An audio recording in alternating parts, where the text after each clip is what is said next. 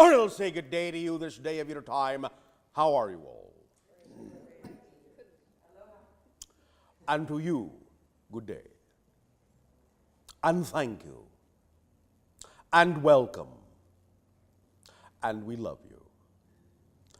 Allow yourselves to simply be cocooned in a vibration of peace and relaxation. For on this journey, this day of your time, we will be sharing, discussing many things about energy, about water, about crystallization, about consciousness, about human, about cetacean, and a variety of other things. Let us begin this exchange, this interaction, by allowing yourselves in your relaxed state of peace to float in your imagination, be it in the water, on the land, or above it in the sky, or in the velvet of deep space. Imagine yourself floating peacefully, serenely. And as you float, you feel that which is supporting you, though it may be invisible. You feel that you are floating on a sea of light, moving up and down on the waves of light, the waves of gravity, the waves of space, the waves of time and timelessness. And as you float upon these waves, gently undulating, beneath, above, all around you, you begin to sense threads, connections, links, reaching out from you to infinity in all directions, and reaching toward you from infinity, from all directions. And you sense, however gently or however strongly,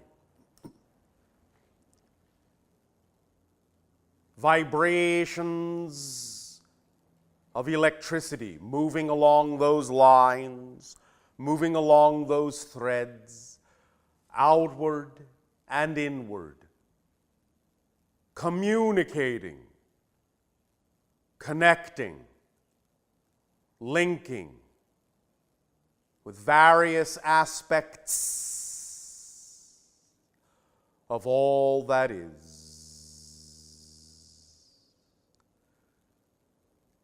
And as you feel these gentle but definitive electrical vibrations, you may see along these lines pulses of light back and forth, to and fro,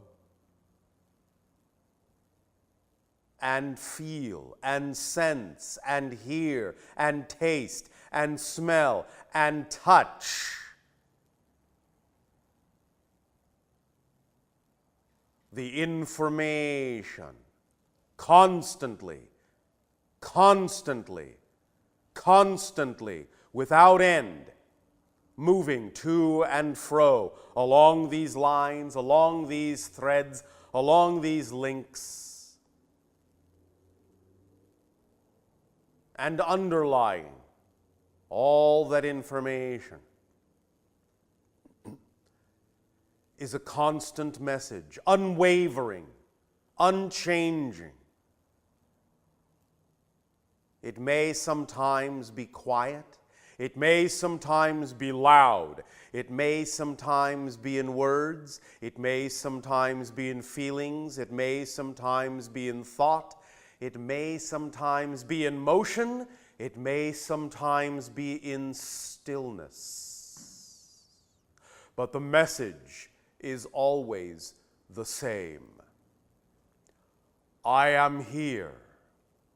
I am now. And you are unconditionally loved.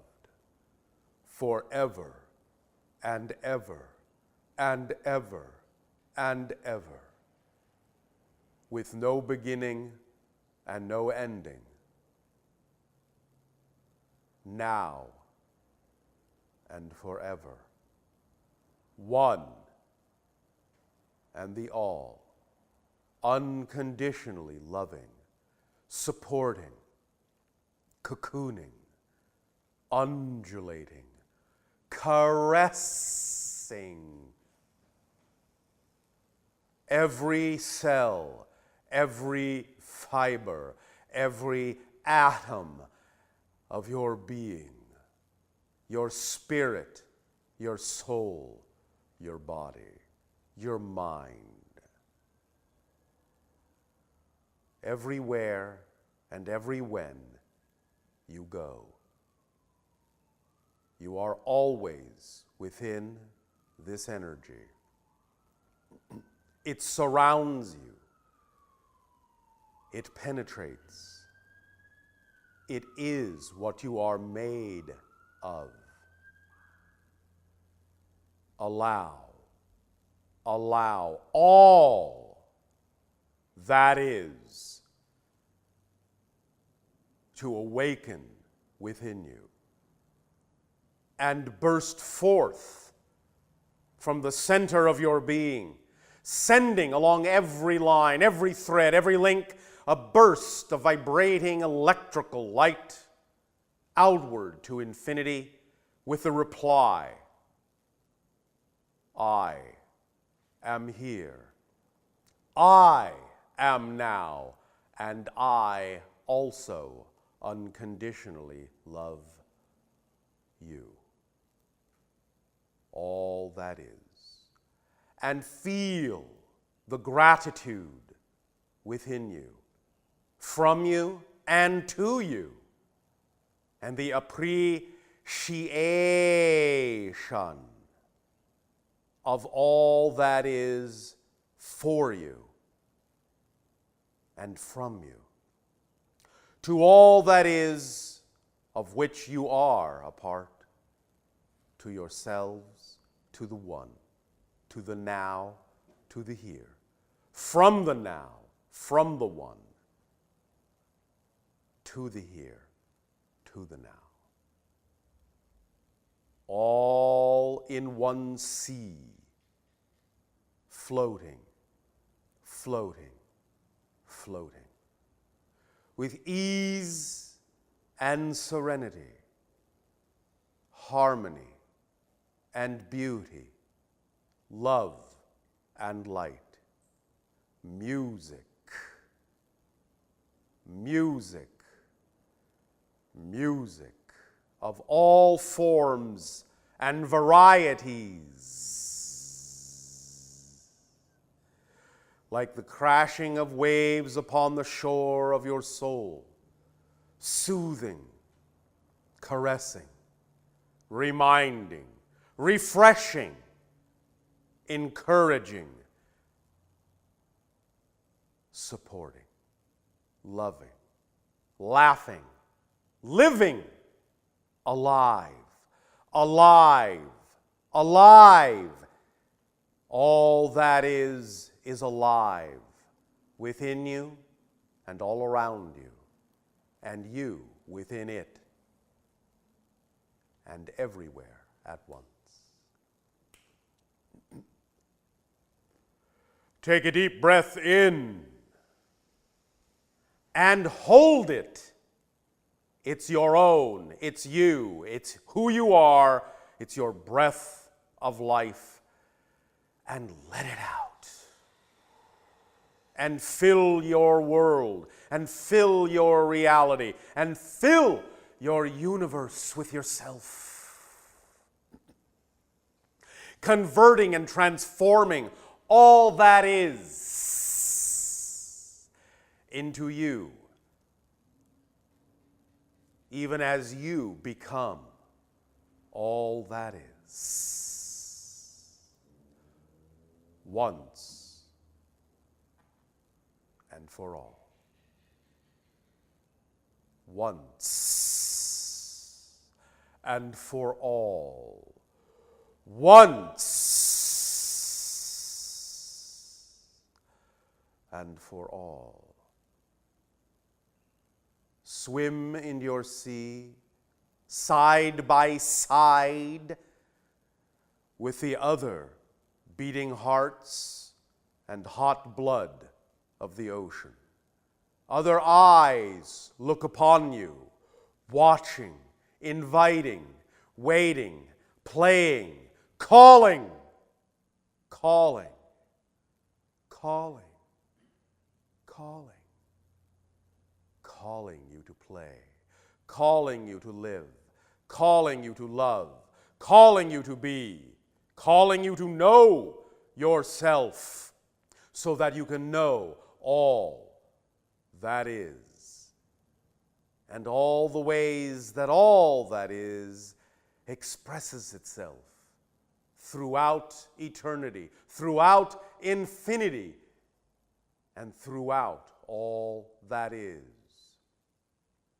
and through the hearts and through the eyes of those kindred among you in the sea, kindred among you in the sky, kindred among you on the earth, all nations,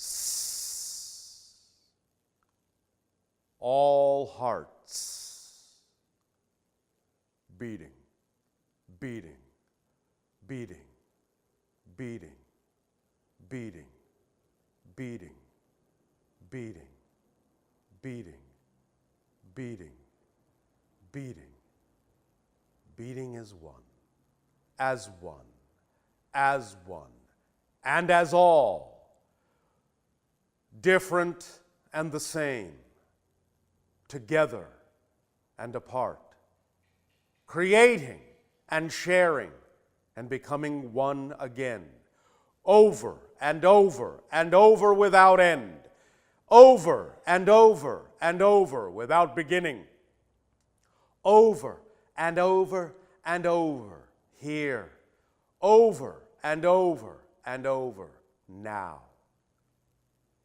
in the one eternal moment of all that is, of all that you are, all that we are together, together, together. Take a deep breath in and let it out. And know that you are always connected on these links, these lines, these threads. Take a deep breath in and let it out.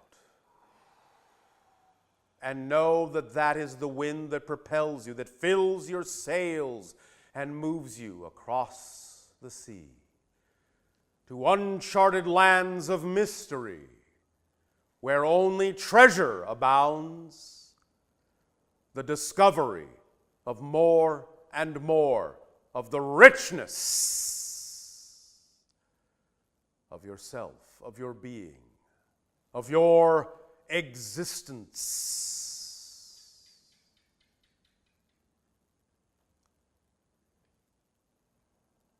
The signs are all around you. The signs are all within you. And the signs are always given. Always given. And with new eyes afresh will you see them, unerring, unwavering, clear and bright. The path of your being is clearly marked. Follow the thread. Follow the vibration of joy, of bliss, of excitement, of love, of peace, of calm, of one and all.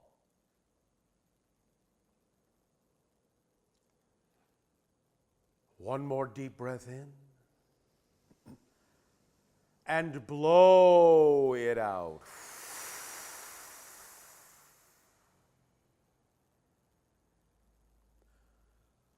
You are tuned to the proper vibration that is more of all that you are. Manifest.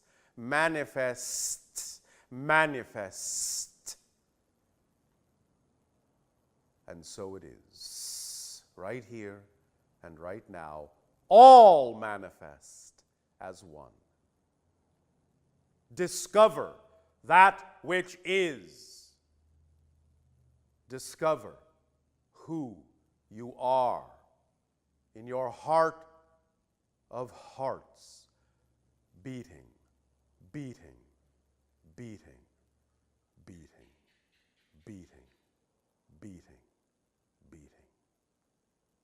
And find the song within, deep, deep, deep at the core of your being. And feel that song and that vibration and that light moving out from the center of your star, the center of your sun within yourself, your bright, blazing, glowing light.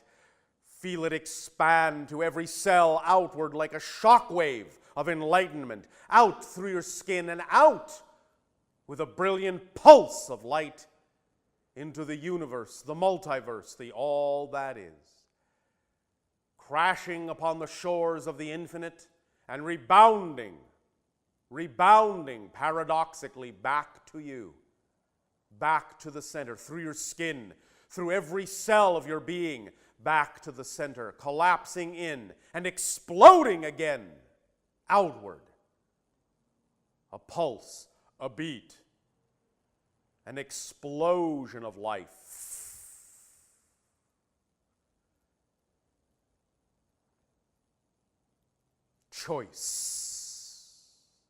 Choice.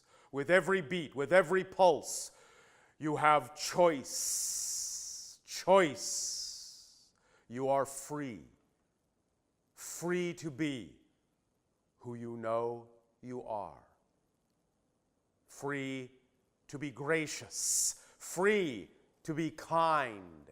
Free to be knowing.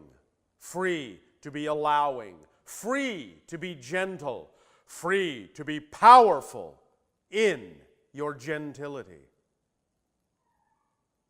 For again, remember, the greatest power requires the lightest touch, and that is why God is invisible. For it is all that is, and requires no force, because it is already all the power there is to be. You are made of that power, made of that life, made of that light, made of that being.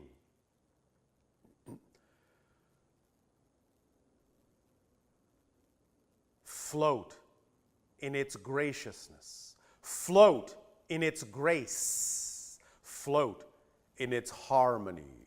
Float in its sea.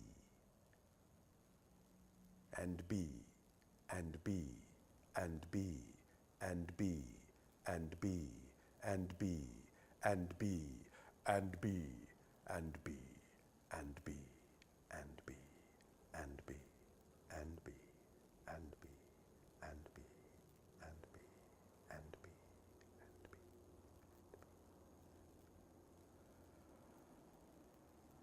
and wake up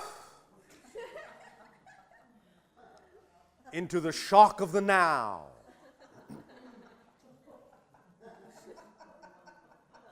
Welcome, good day, good morning. All right, aloha.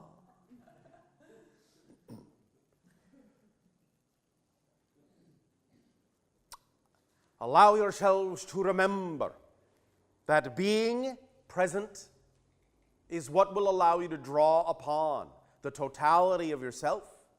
For if you are not home, how can anything find you? There will be knocking, but no one will answer. Remain here and now, and you can miss nothing. Everything will be delivered to your address in perfect timing, on exactly the correct day, at exactly the correct moment. Sign here, please. This belongs to you.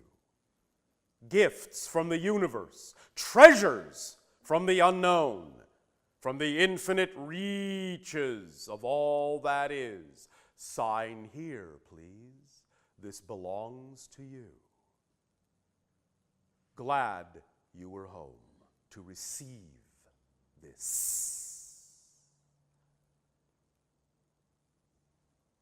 Stay in the present. Stay in the now. It's the only place in which you actually exist anyway. You can pretend you are elsewhere. Pretend to be searching for yourself out there, looking high and low,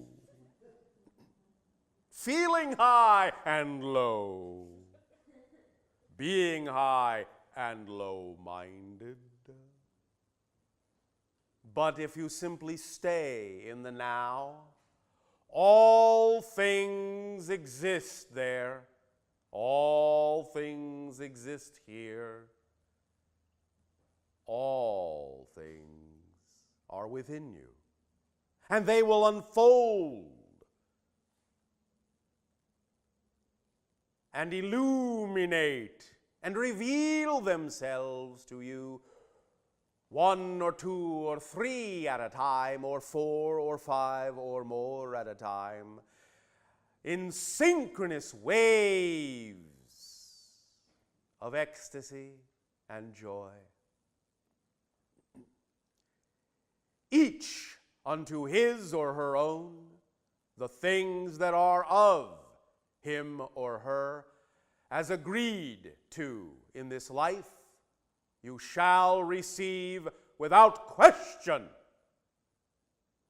You have created your destiny with free will, and within free will is your destiny. Choice. Choice.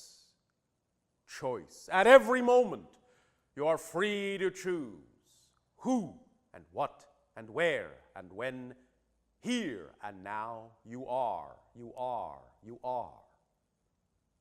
So, be at home, be at peace. Be gracious and graceful and grateful.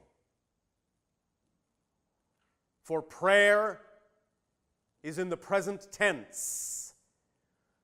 Appreciation and gratitude for what you already are, because you contain everything you will ever experience.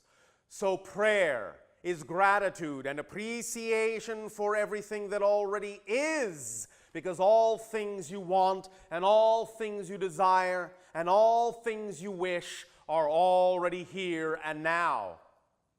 You have but to simply discover that they are here and now by staying in the present in a state of grace, appreciation, and gratitude, to see that they are here and now, and they will reveal themselves unto you as if they had been there all along, which they have. And you will remark with great surprise how utterly effortless and easy it is to reveal yourself to yourself and manifest those things, because they do not come from the future. They do not come from outside. They do not come from elsewhere or else when. They are here. They are now. You have it all. You have it all. You have it all. Sign here, please. This gift is already yours. Just acknowledge it with your signature vibration on this line. And open up the gift within you and play and marvel at what is inside, and let it out, and let it in. Allow, allow, allow. Now, on this journey, we will be discussing crystallization. And on this journey, whether today of your time or tomorrow of your time, we will be experiencing techniques to reach, to connect, to discover what is deep within your beliefs. So there will be one diagram which already exists brought for tomorrow from the core beliefs transmission, which shall be the squared spiral. And we will use it in more than one way to assist you in reaching, in accessing the depths of your being. Do not fear, do not fear, do not fear. There is only you here, only you here, only you here. We will be exploring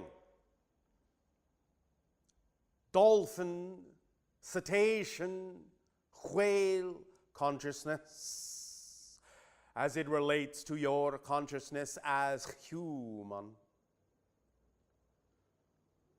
Multicolored human. The spectrum of consciousness on your planet will we also be exploring this day and tomorrow of your time in this transmission,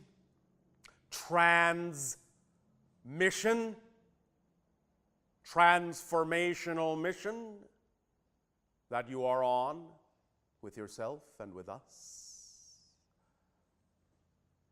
We will be reaching to the stars in a variety of ways and experiencing a journey, a trip, a field trip into space, above and below.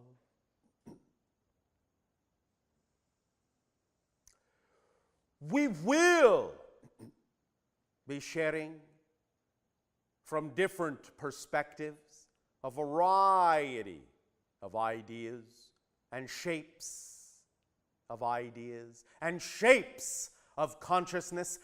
We will be exploring, as always, the power of paradox.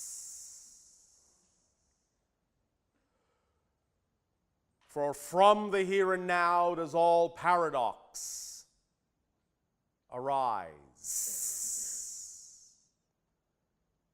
And you contain all dichotomy, all polarity, all paradox.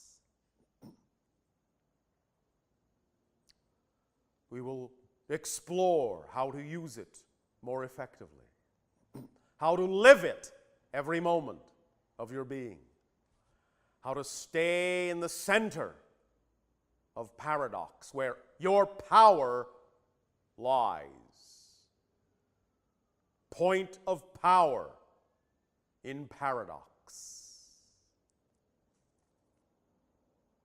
For now, though in the past it was paradox lost, it will be paradox found.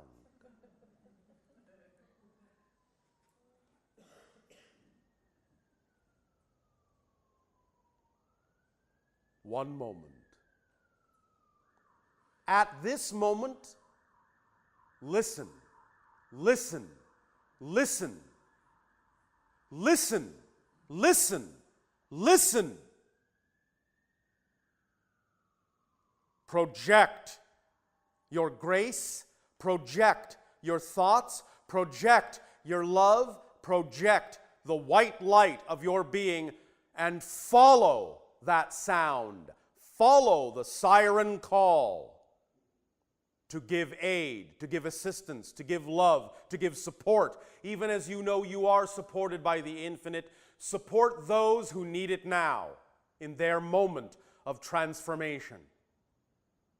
Send, send, send. And follow the siren call to yourselves,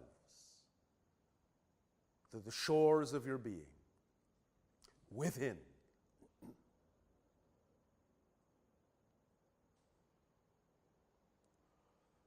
One moment, one moment, one moment. Stand by.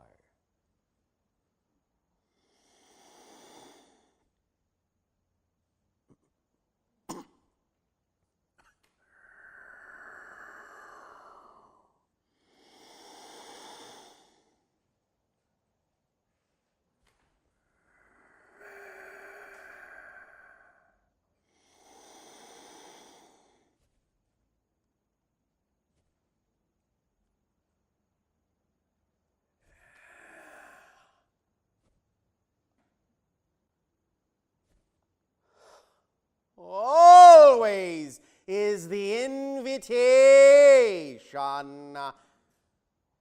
Always it is sent. Always does it bubble outward and upward to the sky.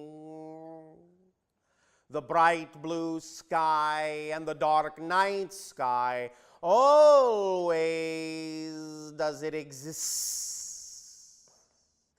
We swim not only in the sea of water, but the sea of intention and the sea of beingness. Always we swim in ourselves.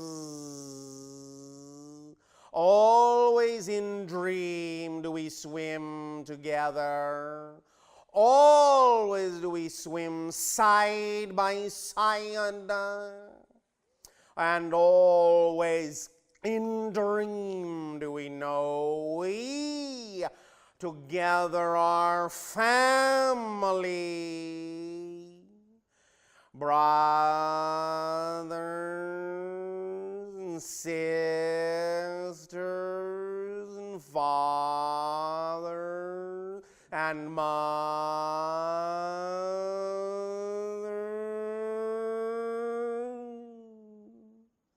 and friend forever.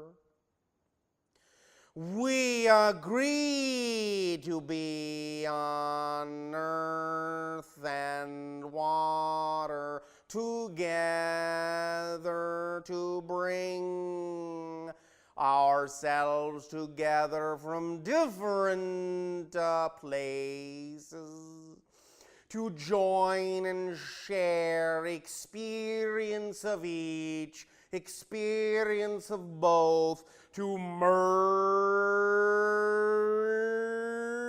and blend, to create a new world from the one in which we first arrived together as souls from the stars together.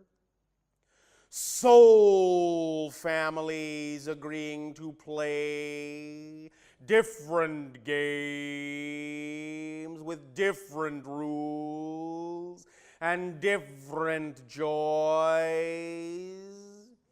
to then discover each other, to assist and help each other through the eyes and through the hearts and minds of the pulse of life on the land and the pulse of life in the sea. We are one world together, you and we. Play in your bubble, play in our dreams as we play in yours. Night upon night and day upon day. Ring the bell within you. We like the bells on your boats. They call us to you gently, though.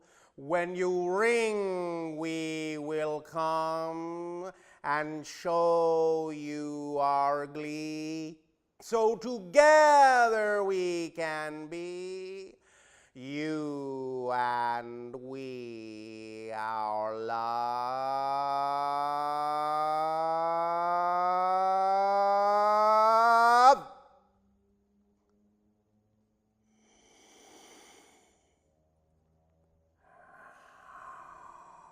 And we swim back to the sea, and we swim back to the sea, and we swim back to the sea to play another day, you and we, but in dreams always, always, always.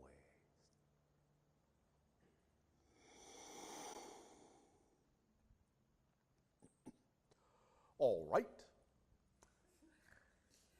Little visitation, little sharing from a dreamer dolphin close to your shores. To and fro this energy flows constantly from the sea. Are you receiving energy? Yes.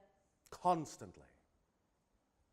Again, with every beat of the heart of the cetacean nation, they reach out to all of you to remind you who you are, to awaken you to your beingness, to awaken you to the sisterhood and brotherhood you have created together in arriving upon this planet as souls, in a collective agreement of sharing from different points of view, in a coming together from polarity, from opposite poles of the world, the land and the sea. And now, as it was in the early days of Atlantis, once again, can you interact? Can you communicate? Can you open up and receive and send and enjoy work and play together more and more every day?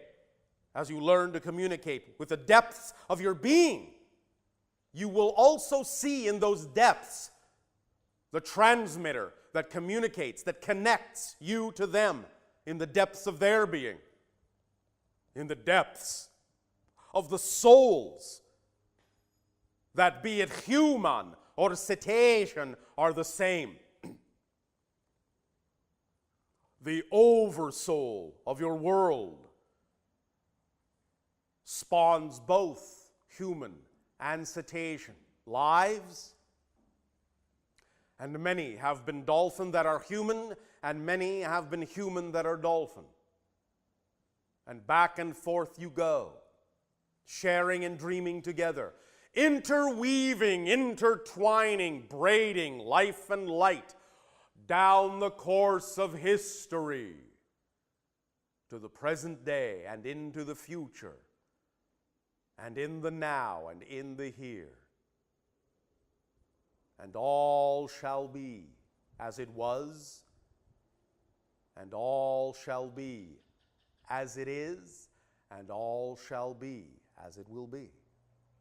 For it is all here and now.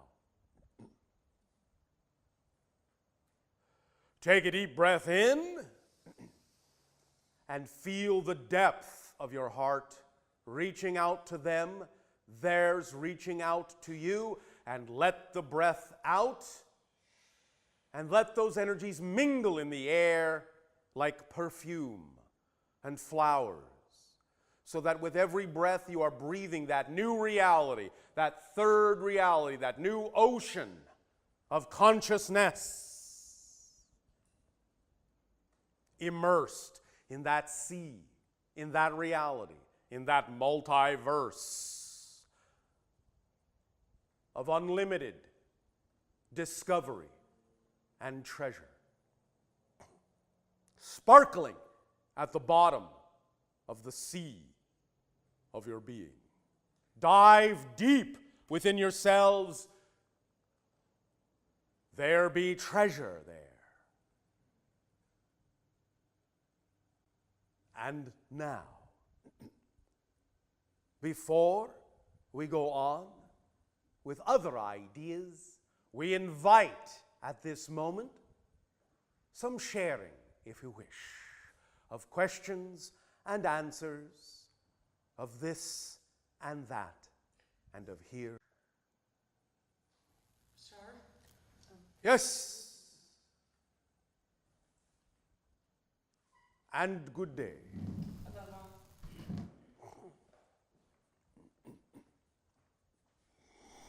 Treasure, anger, bells. Those were the things I like. Actually, the anger is a treasure that I've discovered recently. Yes. Fear, anger, all those things are treasures that reveal more of the beauty of your being, and using them that way, spending the coin that way, will allow you to appreciate in value. Yes, thank you. So how do you spend it? Spending the anger by using it in a positive way, by knowing that it is there to reveal to you an aspect of your beliefs that can be then explored and transformed. Anger is a signpost of things within you that are out of alignment with your true self. And so by being put in touch to those ideas and definitions by your anger, by that vibration, in the judgmental sense, you can find out how to align with the true self. And it can also remind you, just to apply the same term, remind you that natural anger, so to speak, is simply a rush of alignment to what is true for you in comparison to what is not. But natural anger, so to speak, that rush, only actually lasts about 15 seconds. Anything beyond that generally extends only from judgment and belief systems that are out of alignment. But if at first you are offered an idea or hear something or witness something or experience something that calls up within you the natural rush of, no, that is not who I am, this is who I prefer to be, then in that moment you can use anger in its natural form for realignment, reassessment in that sense of who you are. And compare in that sense, not in a judgmental way, who you are with who you are not, to gain clarity and insight into your being, into yourself.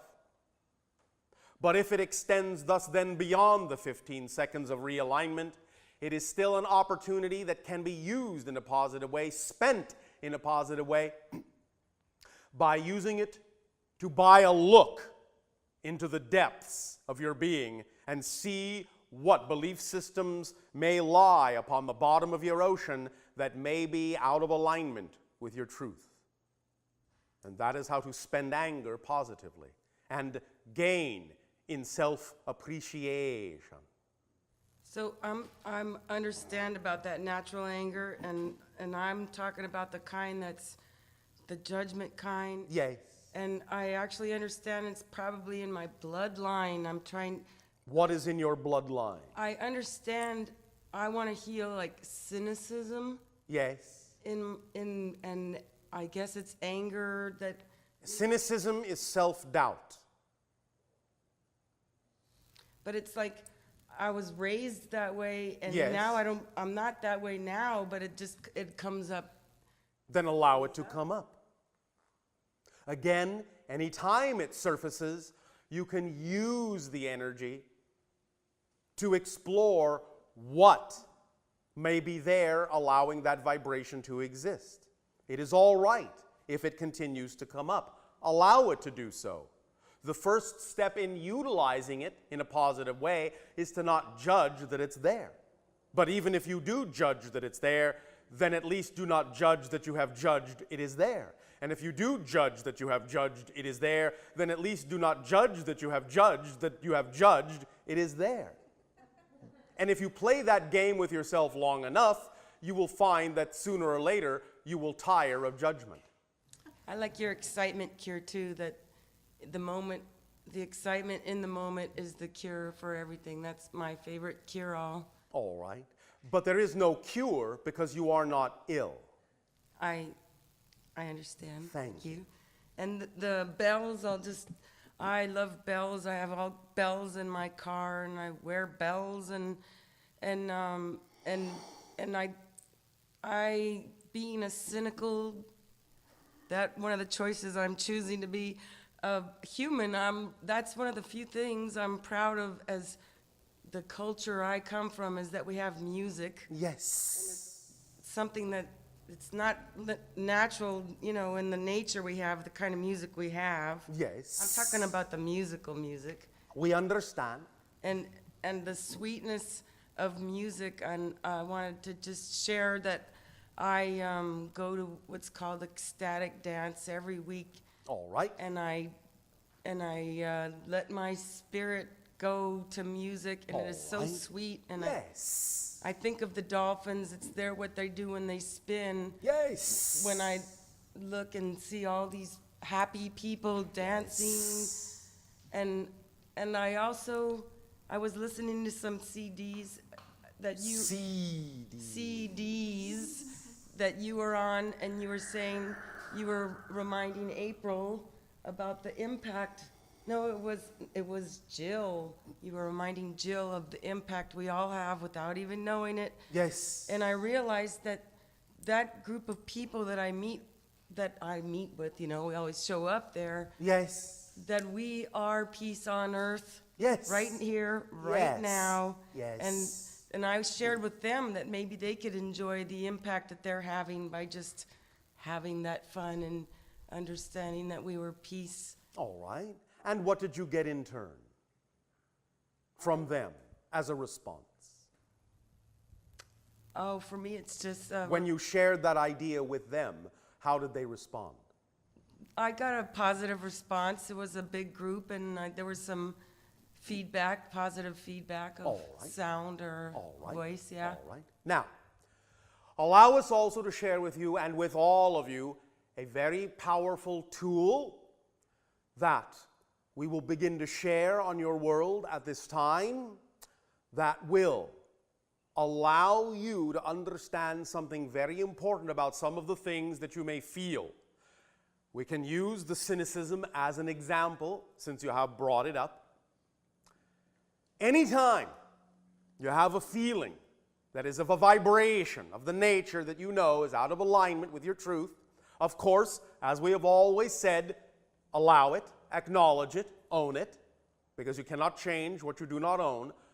But now, Understand, it is a very powerful tool of transformation. And first and foremost, it is a very powerful tool of diffusing and neutralizing the negative vibration in anything that comes up. So whatever it is you may feel, be it anger, be it hate, be it doubt, be it fear, be it cynicism that you believe is out of alignment with your truth at any given moment,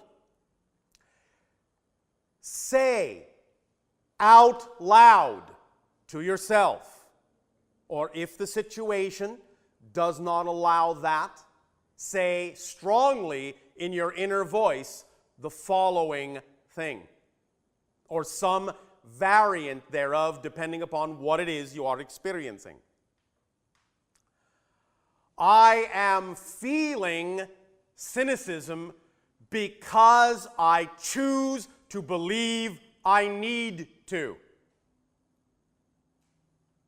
I am feeling hate because I choose to believe I need to. I am feeling fear because I choose to believe I need to.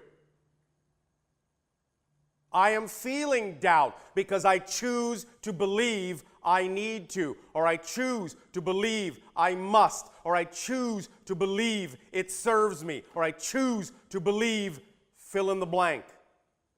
But the critical portion is the acknowledgement that you are feeling what you're feeling. I am feeling X, followed by because I choose to believe fill in the blank. When you begin to observe the feelings and make these statements in that moment, you will find that the vibration will somewhat flatten out, somewhat neutralize, somewhat diffuse. It will bring you back at least somewhat to center, because you have actually completed a circuit. You will start to rewire your brain. Most of you experience some of the difficulties and struggles that you do on your planet, and thus the feelings that go with it of pain and doubt and fear and cynicism and hate and so on and so forth, because, as you have pointed out, in your upbringing, many of those ideas were reinforced in such a way so that the circuit was never allowed in your brain to actually get grounded as a complete equation or a complete thought. All that was entrained within you was, I feel fear, I feel doubt, I feel cynicism, I feel hate, I feel anger, I feel less than, I feel this, and left at that. Just left at that. And then left to wonder and ponder what to do with that, without a tool to complete the circuit. Because just I feel hate, I feel this, is an incomplete circuit.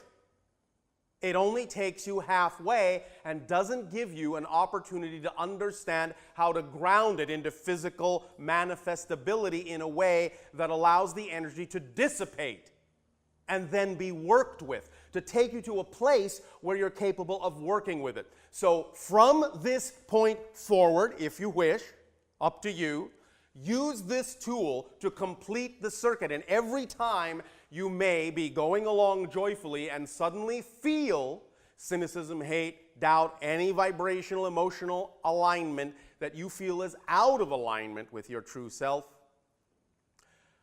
stop, take a moment and acknowledge, I feel X because I choose to believe I must.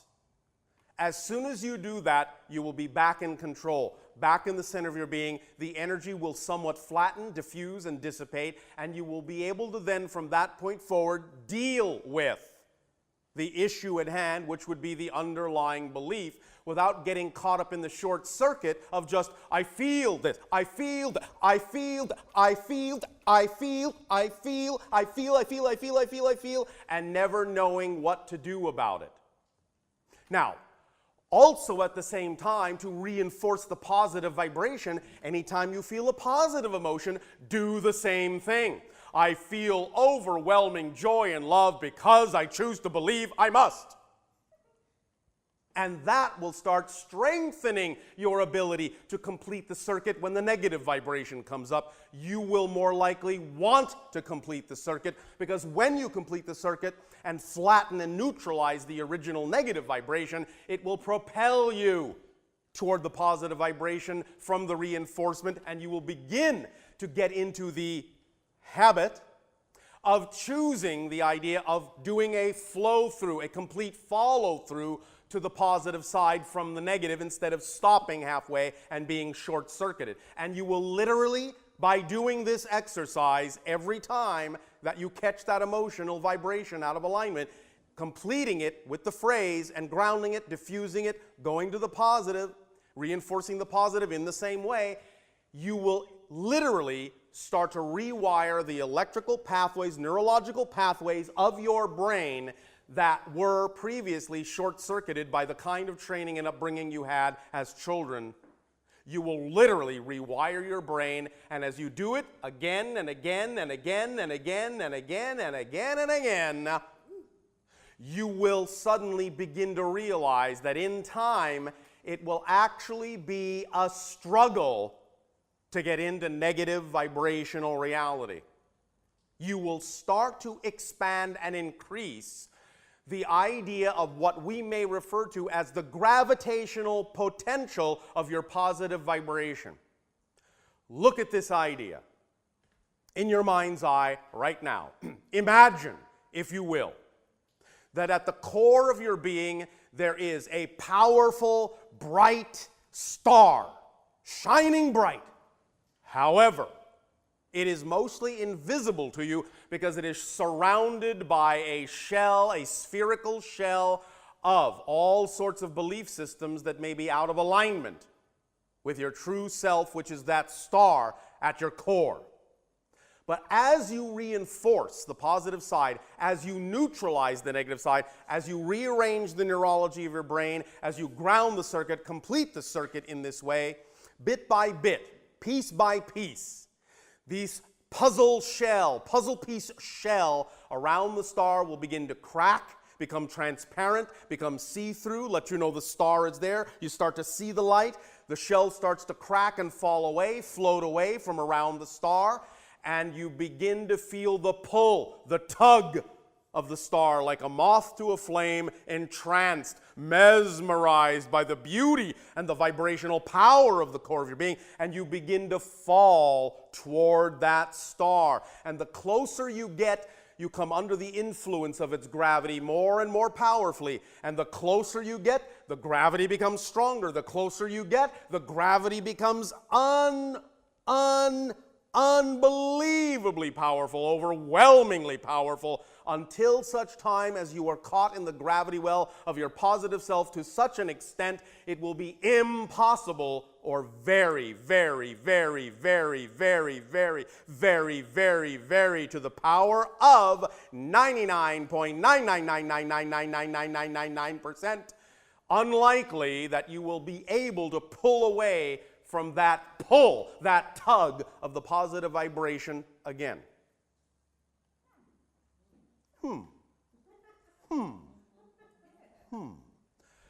With that picture also in mind of falling toward the star of the light within you, you will also start falling toward that star. And you will feel its tug. And as you become immersed in that gravitational well and unable to pull away from it more and more, you will become more sensitized to the vibrations that are you, and also more sensitized to the vibrations that are not. So you will constantly then move away from what you are not and towards what you are, and the pull will become inexorable. And you will fall into the center of your soul and be be who you are. Thank you for Thank you. your tools of light are so perfect because you don't have to carry them around. They weigh nothing at all. And You already have the complete kit. ha'atu. Ha'atu.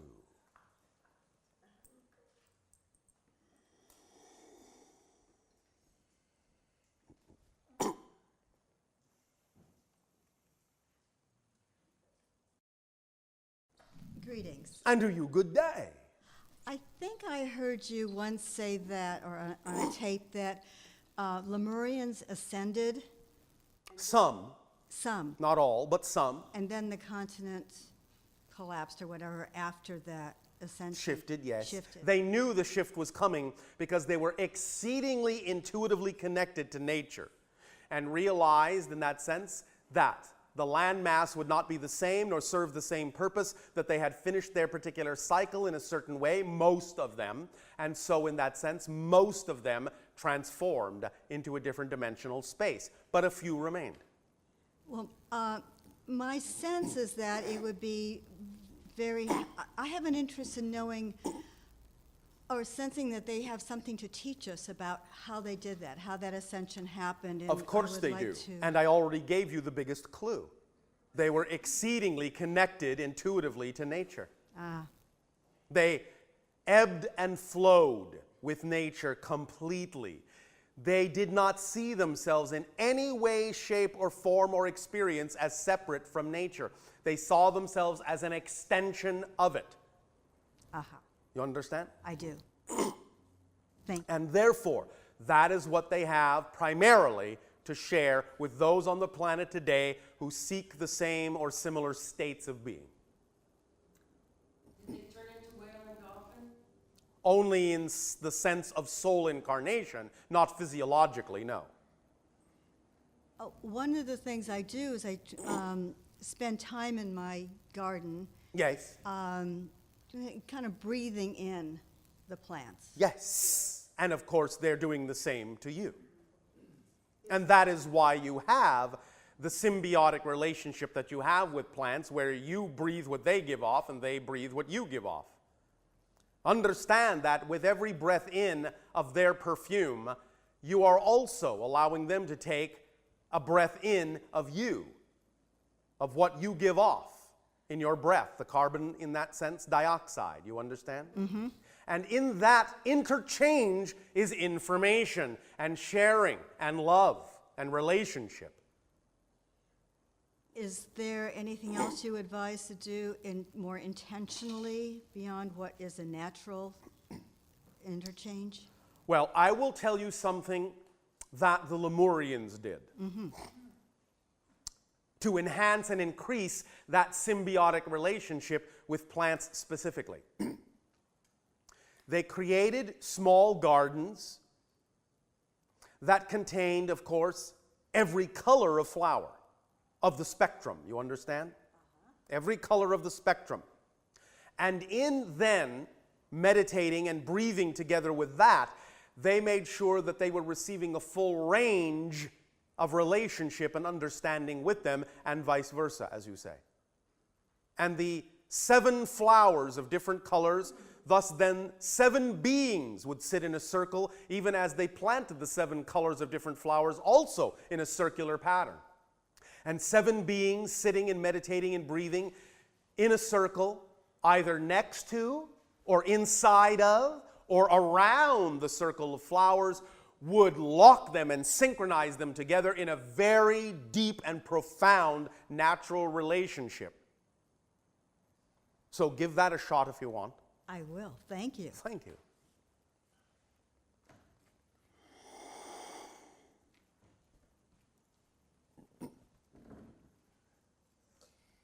Hello, Bashar. And a you good day. Thank you very much for the fabulous Oh, all right, thank you. meditation. Thank you very much for being marvelous, Thank you. full of marvel. That's it, that's true, and magic. Yes, and of course, you want to make sure that what has happened in the past doesn't happen again, and that would be that you don't want to lose your marvels. All right, very well. No, that's very true. Oh, what? Thank you. I love your puns. Good. On the Lemurian theme, can you tell me anything about Andara, the stone Andara? Define the color. Is it oceanic? Yes, celestial blue. Oh, yes. All right. One moment. One moment. This idea as connected to the notion of intercommunication between Lemuria and that of a species of consciousness of greater sky and ocean.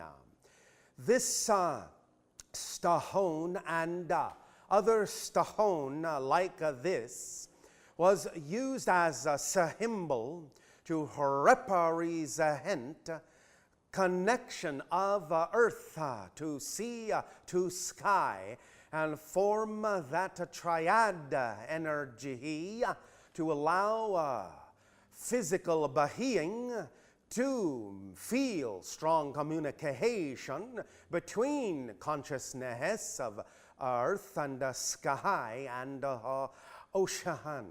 You follow? Yes. Does that help? Is it true that in Lemurian times they were liquid and seen and put into a bowl, as like a seer's bowl? Are you talking about the stone again? Yes, it comes in a liquid and in a stone form. Is that right? It can go. It is used also liquid. Back then, not that the stone was liquid, but that placed in liquid. And so to scry. You understand the term scry?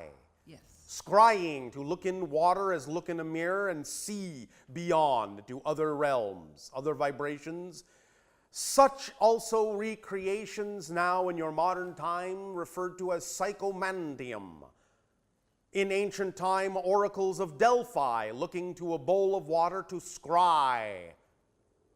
Push their senses beyond the physical to intuit what could be intuitive of the world on all levels.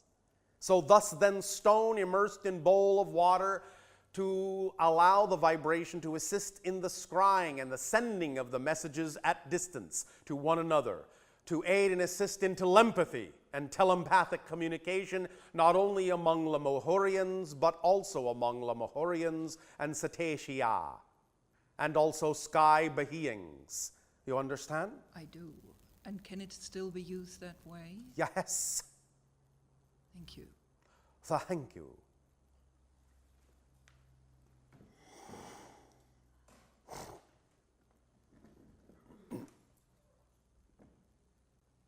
Good evening, Bashar. And to you, good day. Thank you. Recently, I've been working with the idea of the fishes and the loaves. Fishers and loaves. Yes. And I find myself saying words that are rather, they seem silly, but Such as? Such as? We love silly words. The sillier, the better. Right. Well, this is silly, but it isn't. It goes with this theme. I found myself saying the other day out loud, oh, my suitcase is in there making money. It was Yes. like an inversion. Yes. So I must be working alchemically. In some senses, yes. In some senses. Can you help me with this a little bit? Open this up a little more for me? Well, it is the idea of tapping into the abundant and infinite resources of all that is, to know that there is exactly and perfectly enough for everyone. Not a spot more, but not a spot less. Fishes and loaves is the idea of the manifestation of this principle that there's exactly and perfectly enough for everyone. And that all you have to do is allow to let the universe reveal that so that everyone is supported. It doesn't take work in that sense. It is analogous to the idea of simply placing your empty suitcase somewhere and just allowing the universe to fill it up with whatever you need at any given moment, because there is perfectly and exactly whatever it is you need is there for you. And whatever it is anyone else also requires is there for them perfectly and exactly, to the exact amount that they need to be who they are. Perfectly and exactly. Match for match.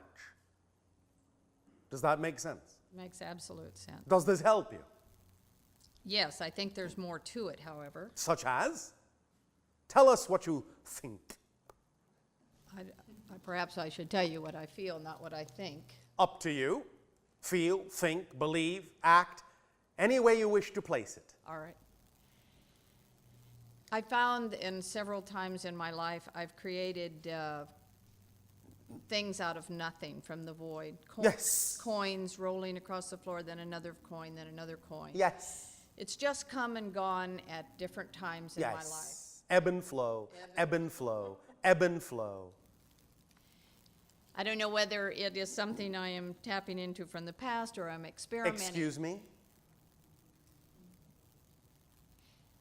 I'm bringing something forward. You are simply being here and now in those moments. Oh, all right. Truly here and now. And seeing that the universe responds to all the aspects of you in the here and now in ways that symbolize at that moment what you require. Showing you over and over again in no uncertain terms, again, as we have said, there is exactly what you need to exactly the degree to which you require it at that moment of the here and now. Yeah, I get that. In that moment, you're given an opportunity to experience the fullness of the manifestation, so that then, in the next moment, when it may seem in some senses to ebb, you have the opportunity to recreate that from a different perspective, from a different angle, from a different direction, so to speak, within your consciousness. So you always come back to the now from a different point of view. That's what ebb and flow actually is. It's not that you're really moving out of the now per se, but you're creating an experience of seemingly moving out of the now to come back to the now from a different point of view, constantly spiraling back to yourself from different angles, to increase your aptitude in understanding all the different ways that all that is has of recreating itself over and over and over and over and over and over again in the single eternal now moment. Does that make sense? Absolutely. That really expands the idea. Thank you. Thank you. Are there other sharings? Yes. I want to inquire about the sound current. Sound current. Yeah.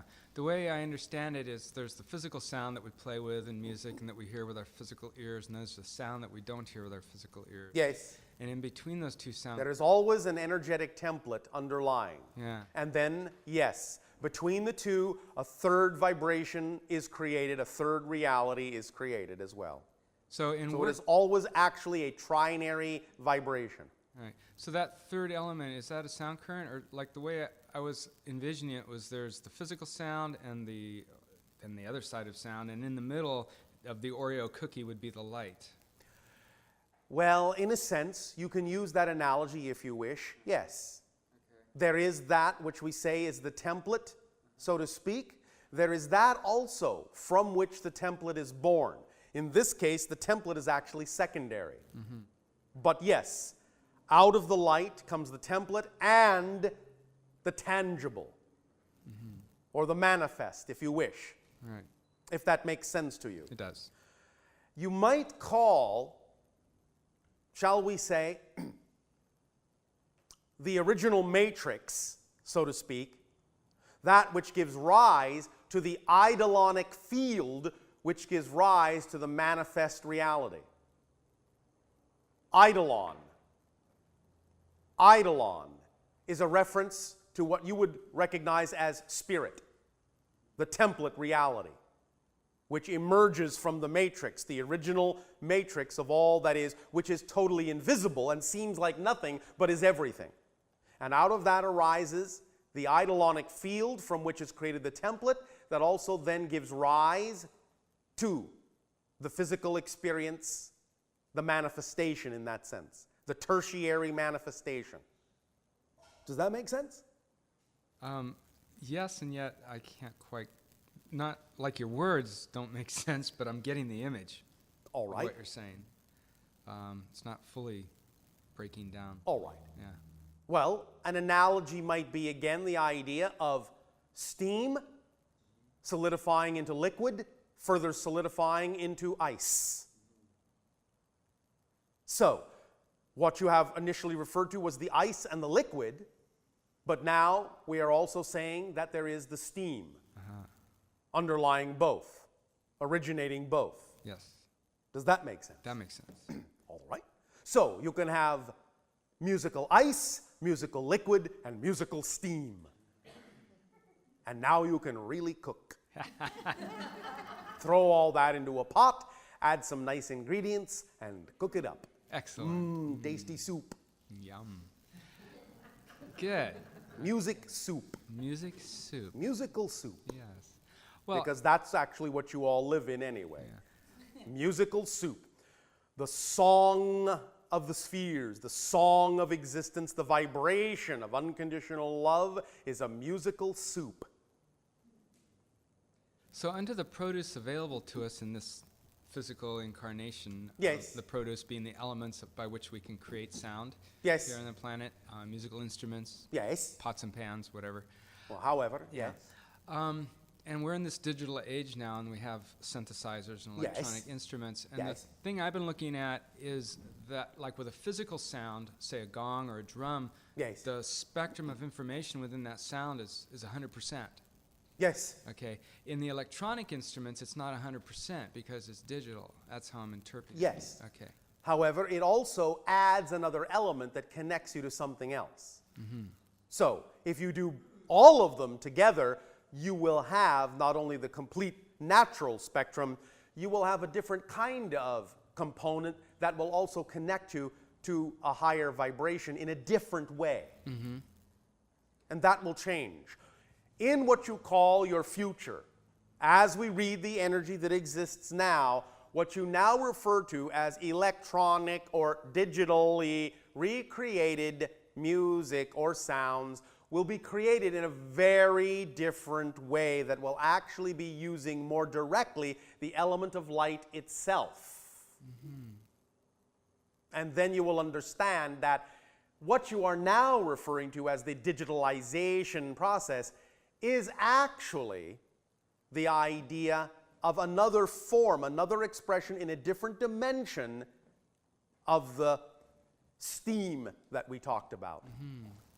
Does the idea of holographic sound fit into this? Yes. Because that's something that's Yes. we're working on, I guess, on our planet right now. Yes, and that's what we are saying. You are eventually leading up to an understanding and an expression that will really, really bring to bear the vibration itself that underlies it all.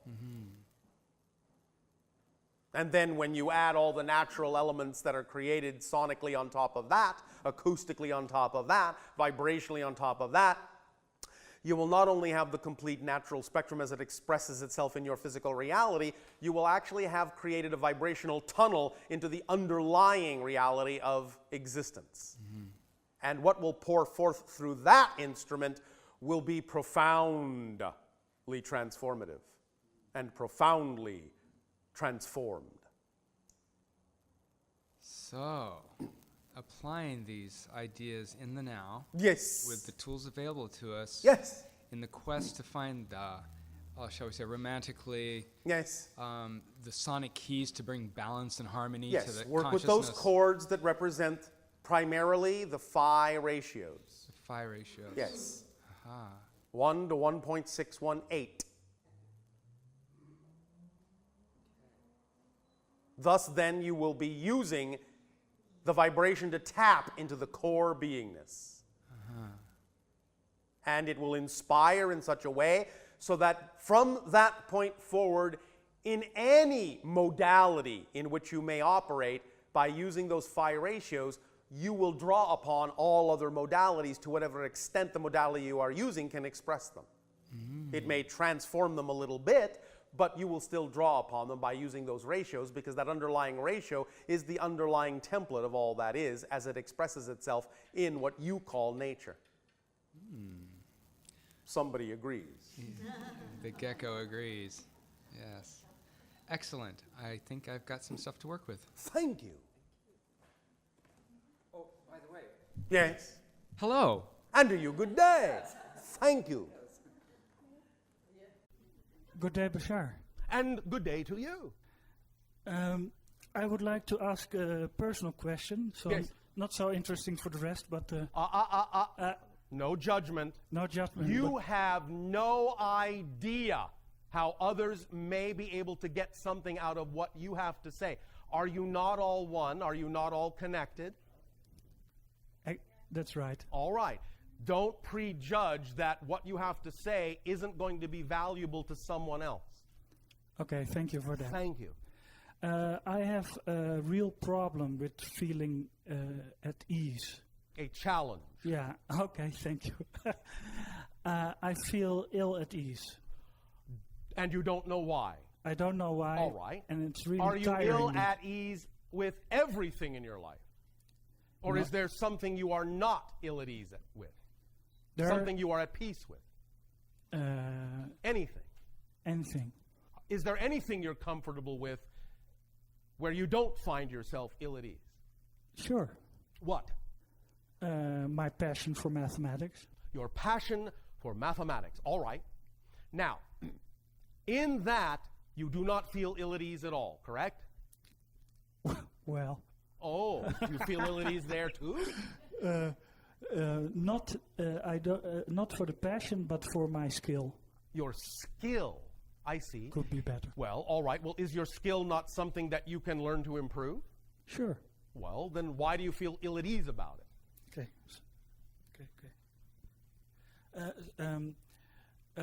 Because Are you describing the concept of a desire to know more as being ill at ease?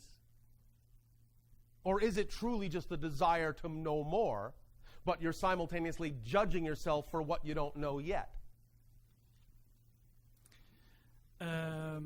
for me, I project the level of enjoyment with my skill. The more skill I have, the more I can see, the more I can act, and the more I can enjoy it. Then if you have associated the idea that the more skill you have, the more enjoyable your passion is, wouldn't you be passionate about acquiring more skill?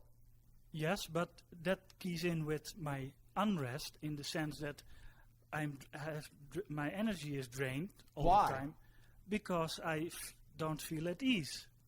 But you're creating a vicious circle for yourself. I don't feel at ease, so I can't do this, and I can't do this because I feel ill at ease. You're creating a vicious cycle. But for instance, sensitivity to sound. Yes.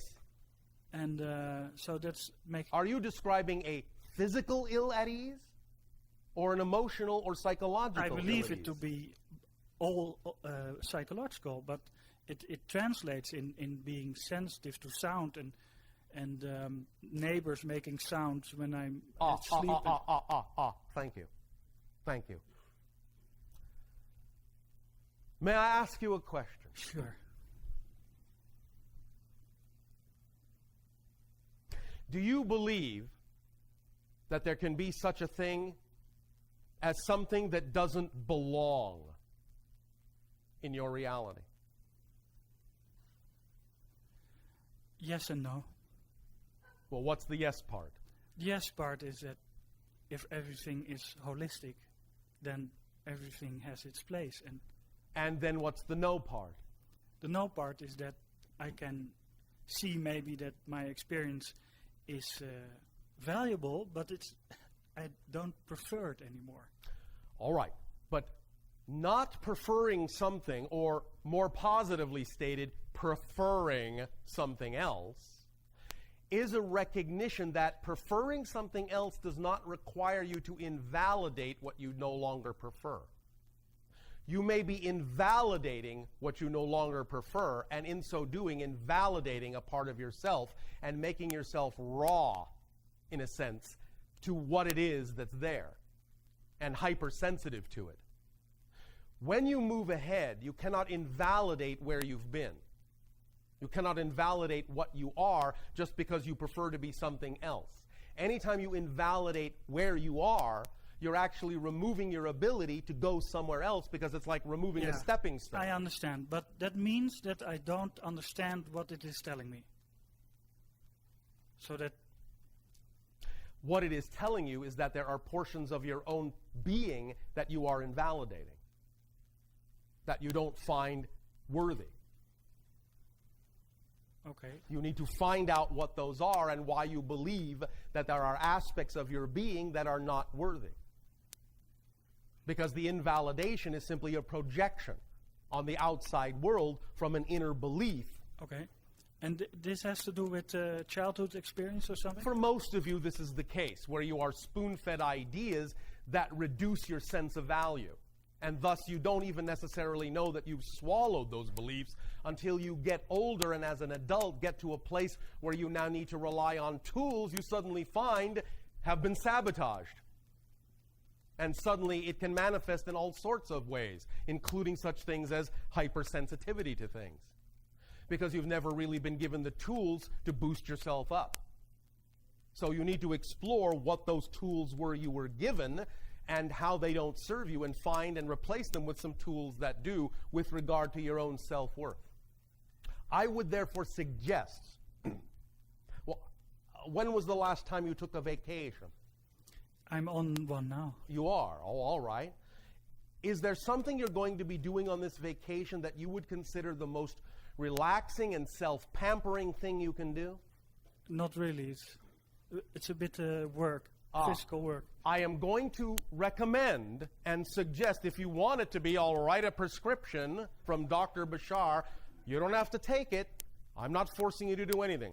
But I would strongly suggest that on this vacation, you forget about work and actually do something that's simply, purely enjoyable, playful, like a kid. Just have some fun. Have someone do something for you that's pampering, treating you nice, taking the load off, serving you, eating good food, sleeping in late, not rushing to get anywhere, not having to be anywhere, not having to do anything. Take a real vacation. I'm not saying you don't enjoy your work, but in terms of getting in touch with some of these issues we're talking about, you actually need some real quiet, relaxing time to actually get in touch with those things, because sometimes, no matter how much you may enjoy the work is glossing over things that you need some quiet to be able to actually hear. And that's part of the reason why you're hypersensitive to sound. It's a symbol that's telling you need to be in a quiet place so that you can actually really hear what it is you need to hear, which is within you. So in a sense, everything else irritates you, so you'll start going to some place where there is no sound, and that's what's going to serve you best to hear what you really need to hear. Because the little voice within you is very quiet and subtle, and you really need to hear it and stop letting it get drowned out by all the other sounds around you. All right? Thank you very much. Thank you.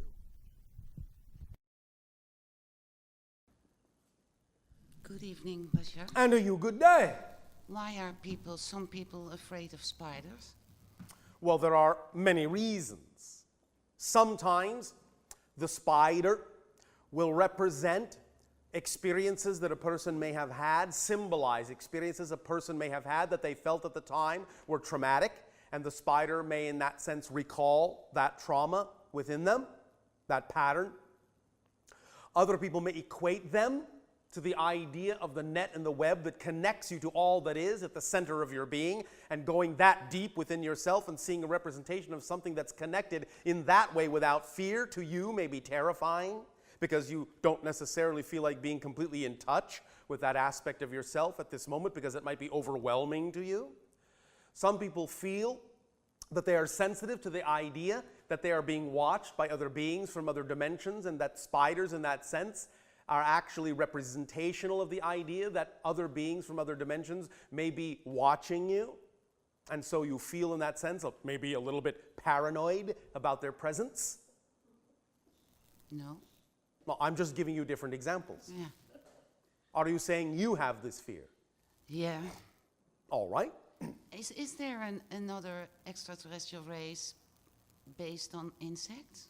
Oh, yes, but the spider is not an insect. What is it? Oh, no, okay. However, yes, it may, as we said, that was the first thing we said. The spider may symbolize an encounter you may have had that you may at the time have experienced as traumatic. And it's not necessarily this time. It can, okay. What do you mean by this time? Yeah, I know. I understand. All There's right. only now. Yeah. Well, yes, but specifically in linear time, we are talking about experiences that probably happened in this life. Yes. Yeah. Encounters you may not completely remember with beings that you would call mantis-like or insectoid that may have, as a child, frightened you. And anytime you see, perhaps, the idea of the spider, it may remind you of the trauma that you experienced in those encounters. However, how do you actually feel about praying mantises themselves, the insect? I'm sorry, I don't know what mantises is. Do you not know what a praying mantis is? Oh, a mantra. Okay, yeah. Not manta ray, praying mantis, insect. I don't understand. English is not my native language, sorry. All right. They have Oh, okay. long bodies, long upper torsos, small heads, and 2 foreclaws that go like this, with which they reach out and take in their prey, Yeah. thus praying, but also the double entendre that their hands come together to make it look like they're praying. It is the only insect on your planet that can actually look over its shoulder at you. Now, do you know the insect we are referring to? I think I do. All right, how do you feel about that insect? Do you feel the same way you feel about the spider or differently? Differently. All right. Can you tell us specifically what it is about the spider that frightens you? No, I don't know. All right, well, one moment. Let's explore together, shall we? Are you sure? Yeah. Don't want to scare you. No. All right.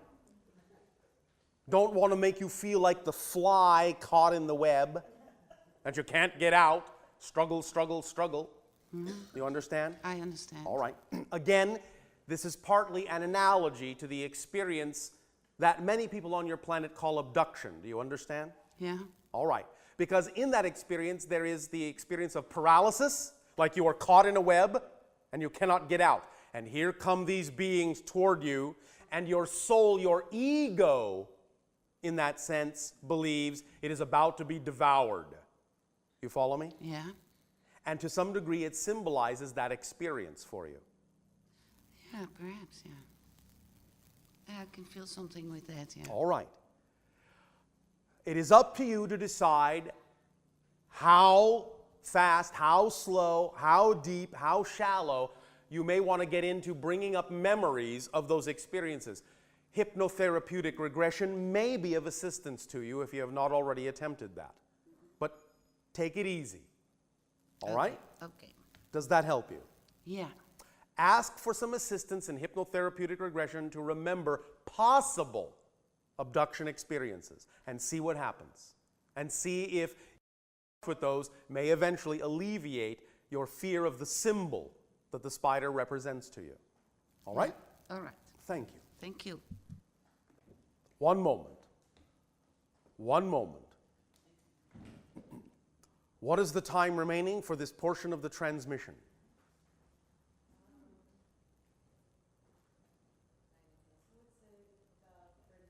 All right. One moment. One moment.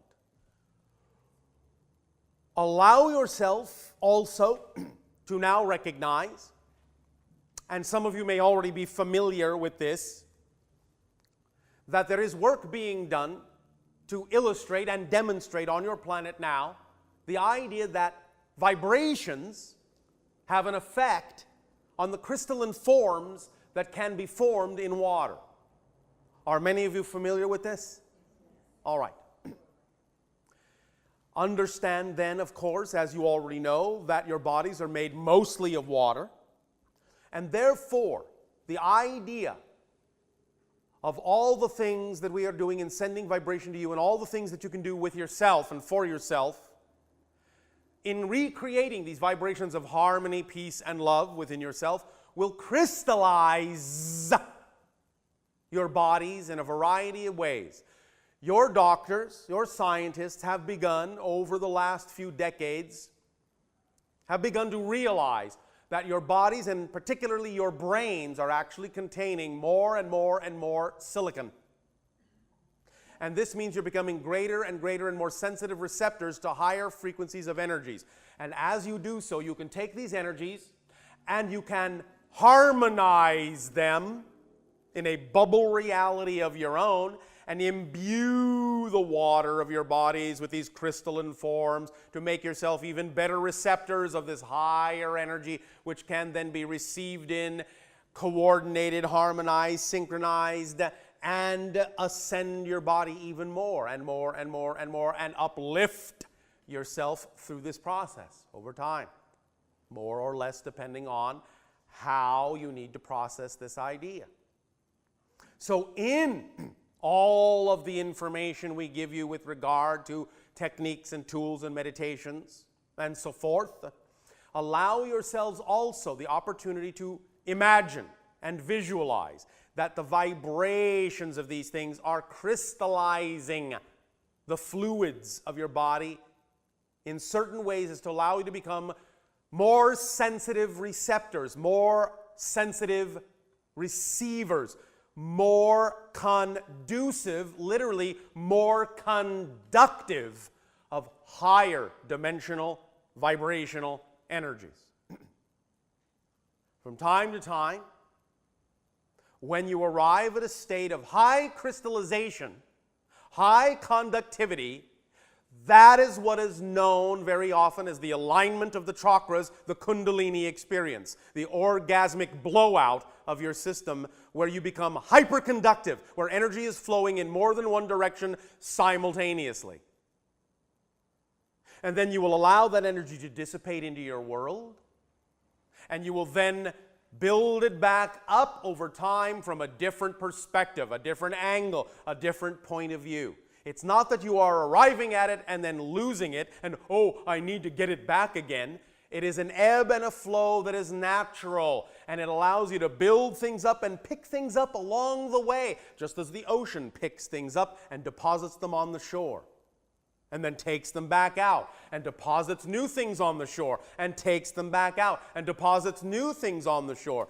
So too, you are recreating yourself and recreating yourself with new ideas, new understanding, new vibrations, redefining, reinventing, literally repersonalizing yourself over and over again as a new person, a new person, a new person, more and more sensitive, more and more capable of being more conductive, more conducive, more receptive to the higher dimensional energies, bringing them into yourself and blowing them out into the world, bringing them into yourself from a new direction and blowing them out into the world, bringing themselves in from a new direction and blowing them out in the world, and filling the world with every heartbeat with new harmonious vibrations of peace, joy, love, creativity, and excitement.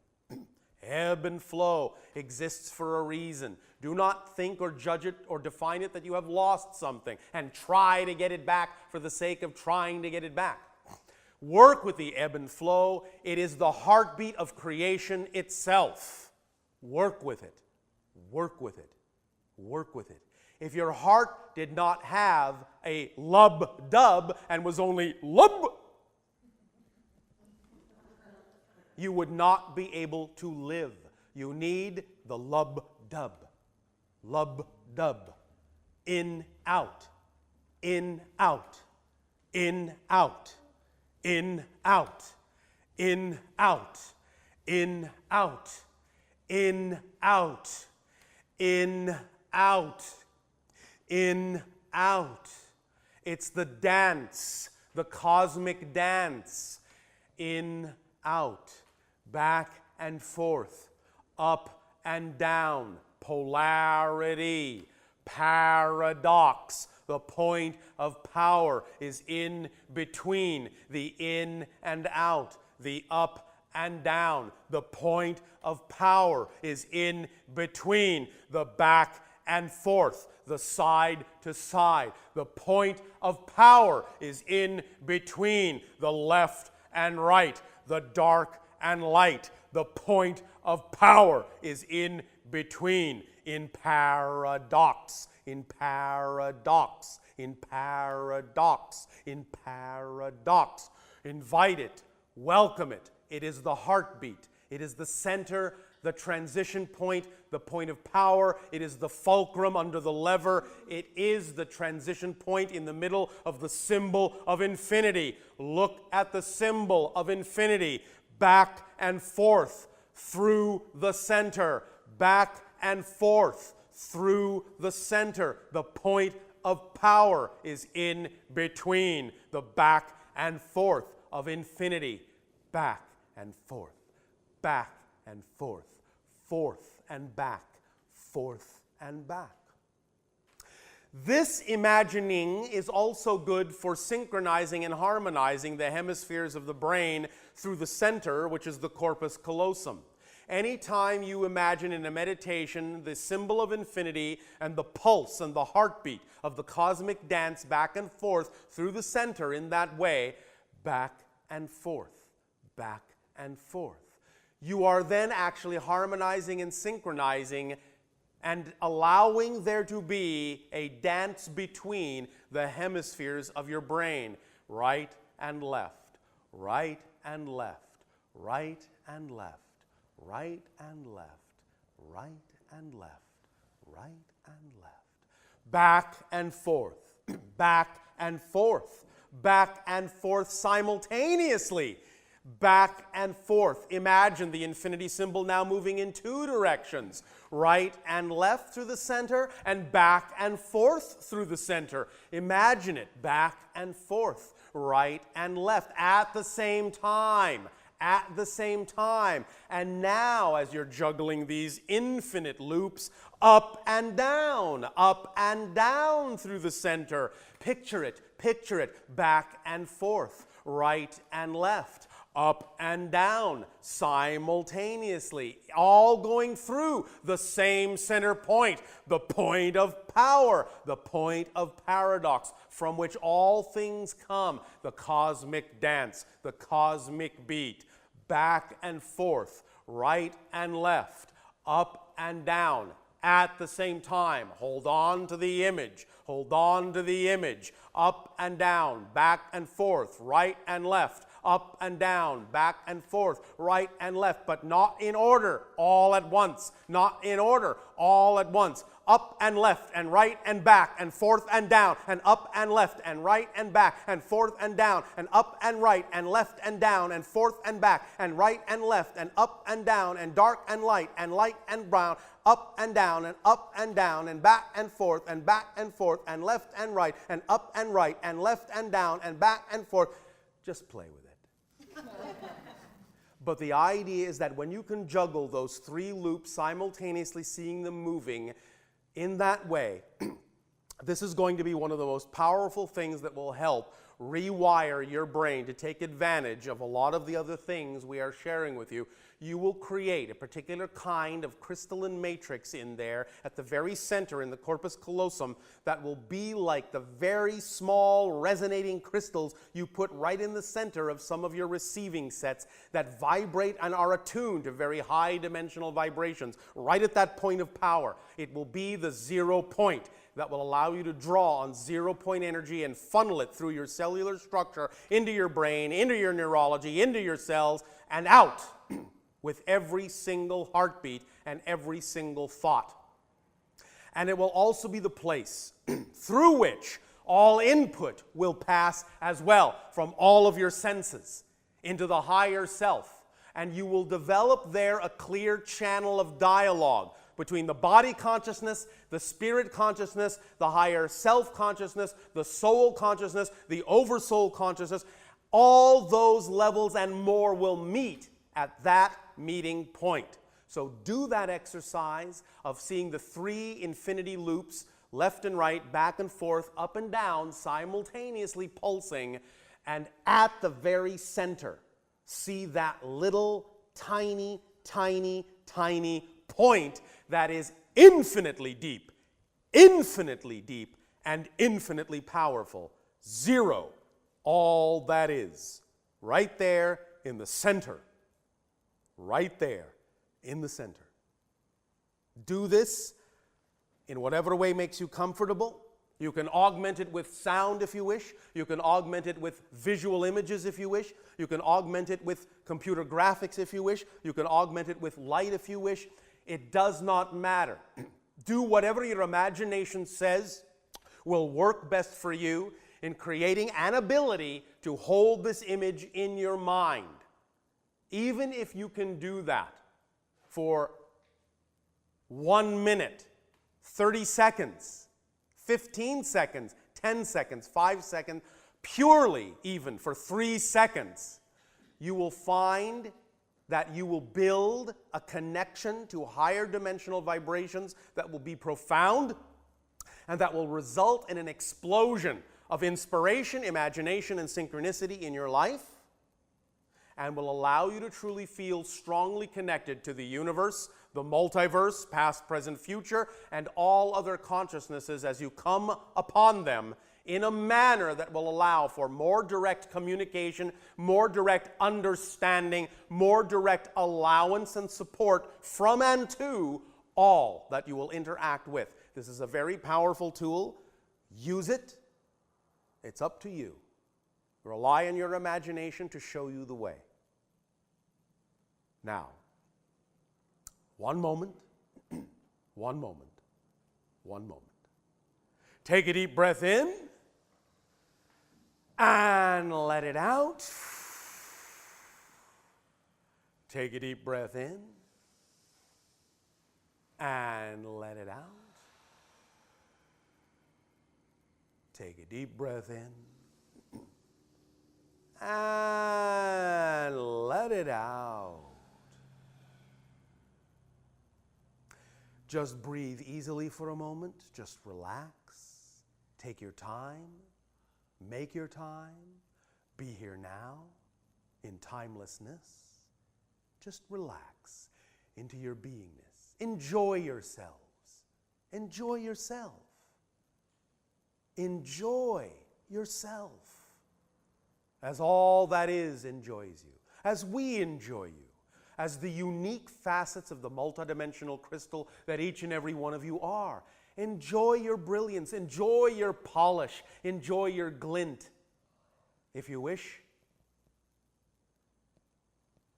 enjoy, enjoy, enjoy. Just relax.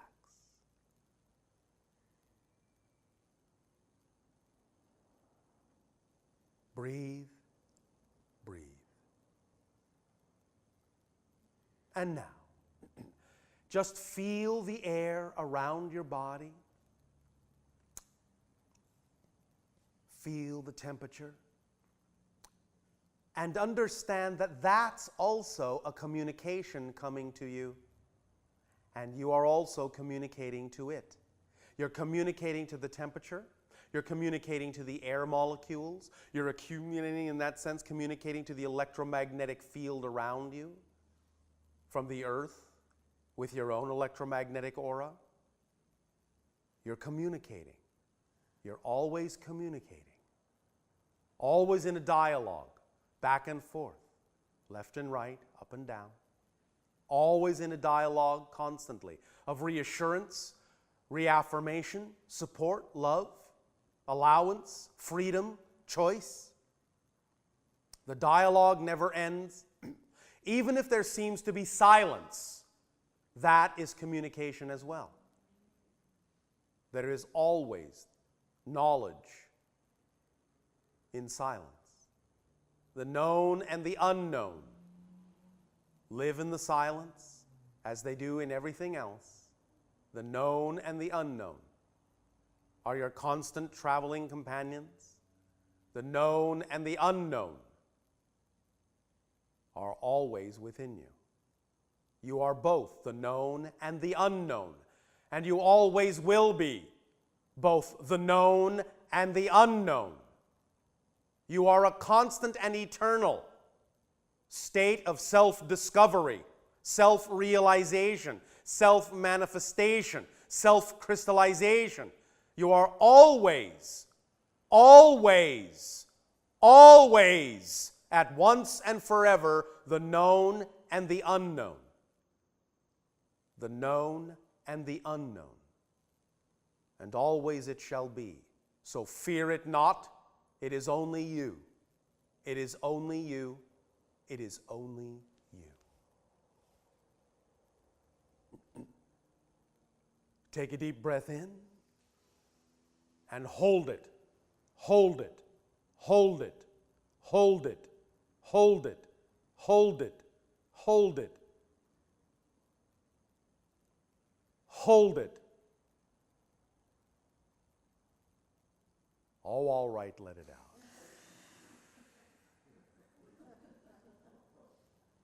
And yes, letting it out with laughter automatically steps your vibration up. So anytime you want a quick laugh, just hold your breath.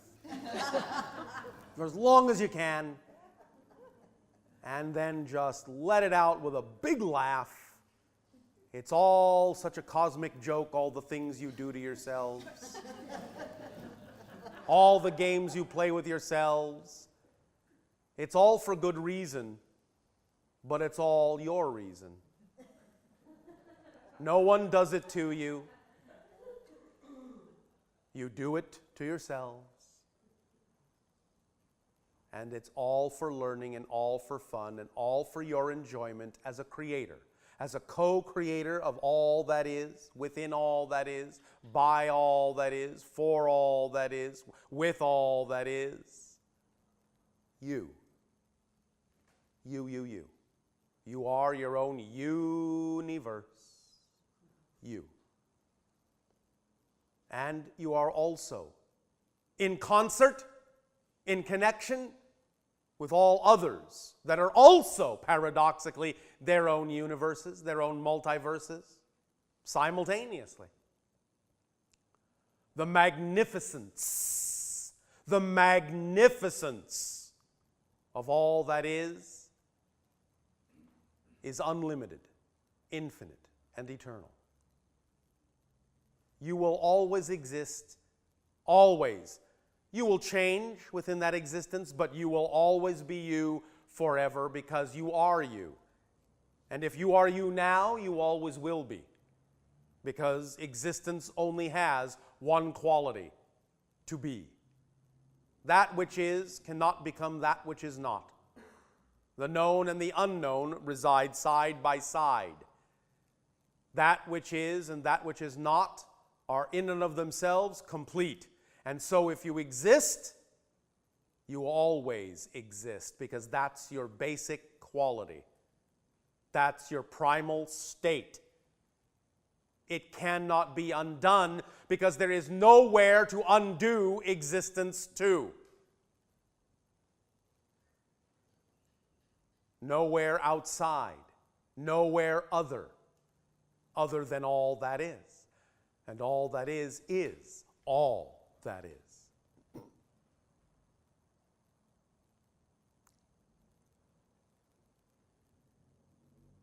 We find at this timing that we will remind you once again that this communication and this transmission will continue tomorrow of your time, and that there will be the need to bring the images of the squared spiral so that we can work with you to use this tool in a variety of ways.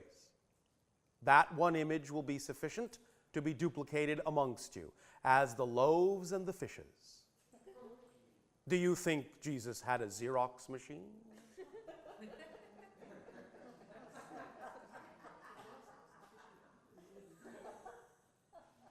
in that sense, he and Buddha and Krishna and Mitra and all that represent the collection of the oversoul of your world expressed through an individual are all exactly the same as you, and each and every one of you is a copy machine. You constantly copy new realities, constantly rearrange, constantly reorder, constantly reconstruct, constantly remanifest yourselves anew.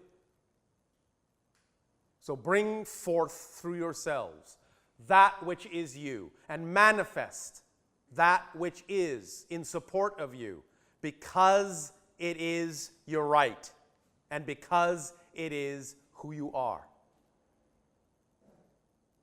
We help and assist on this journey with our gratitude, our appreciation of your willingness to allow us to do so, and expand for us yet another point of view of all that is. So when we talk with you, understand that we believe we are in communion with all that is.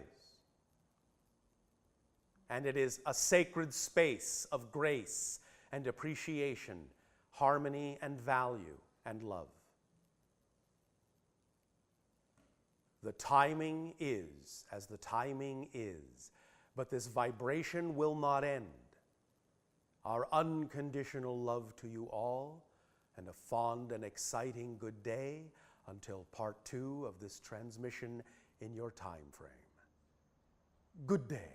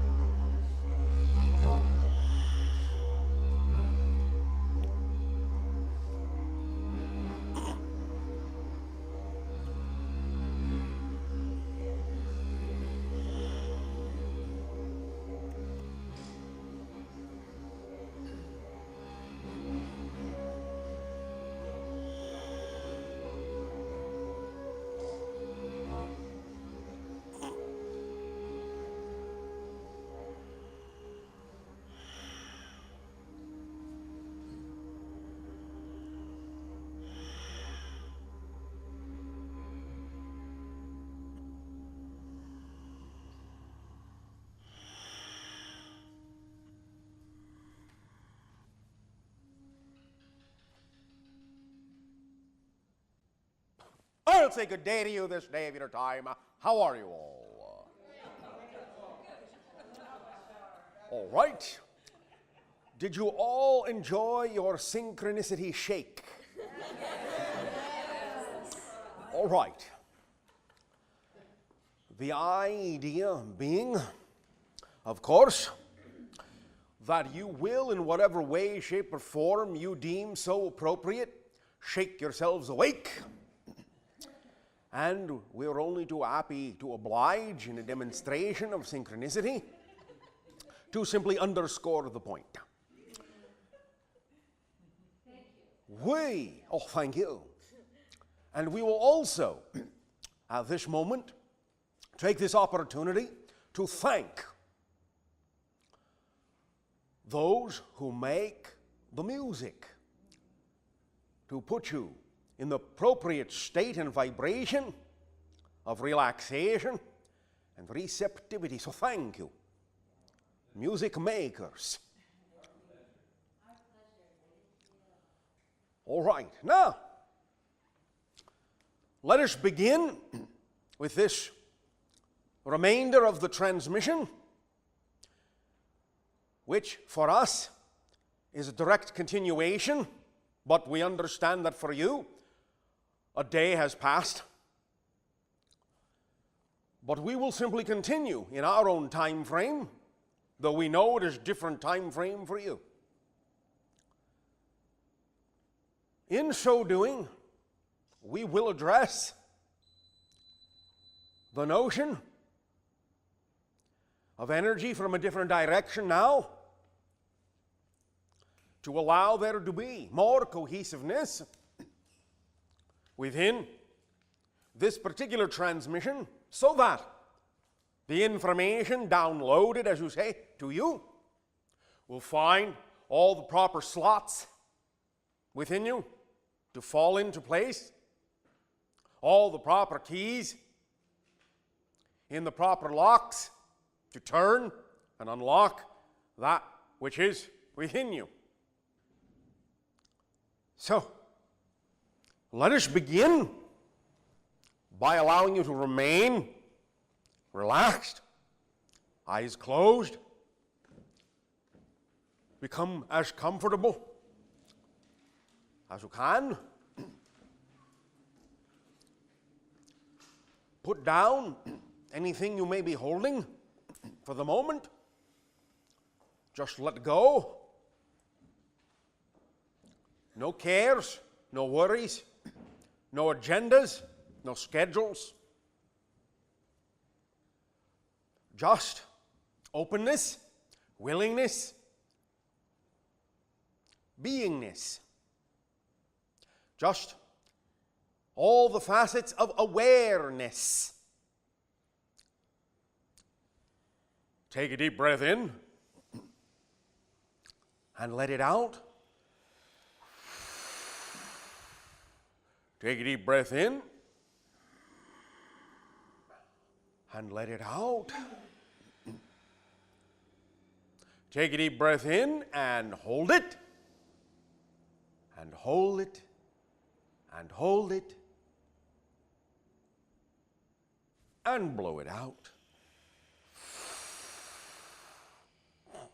And now, if you will, remain in your regular breathing, easy and calm.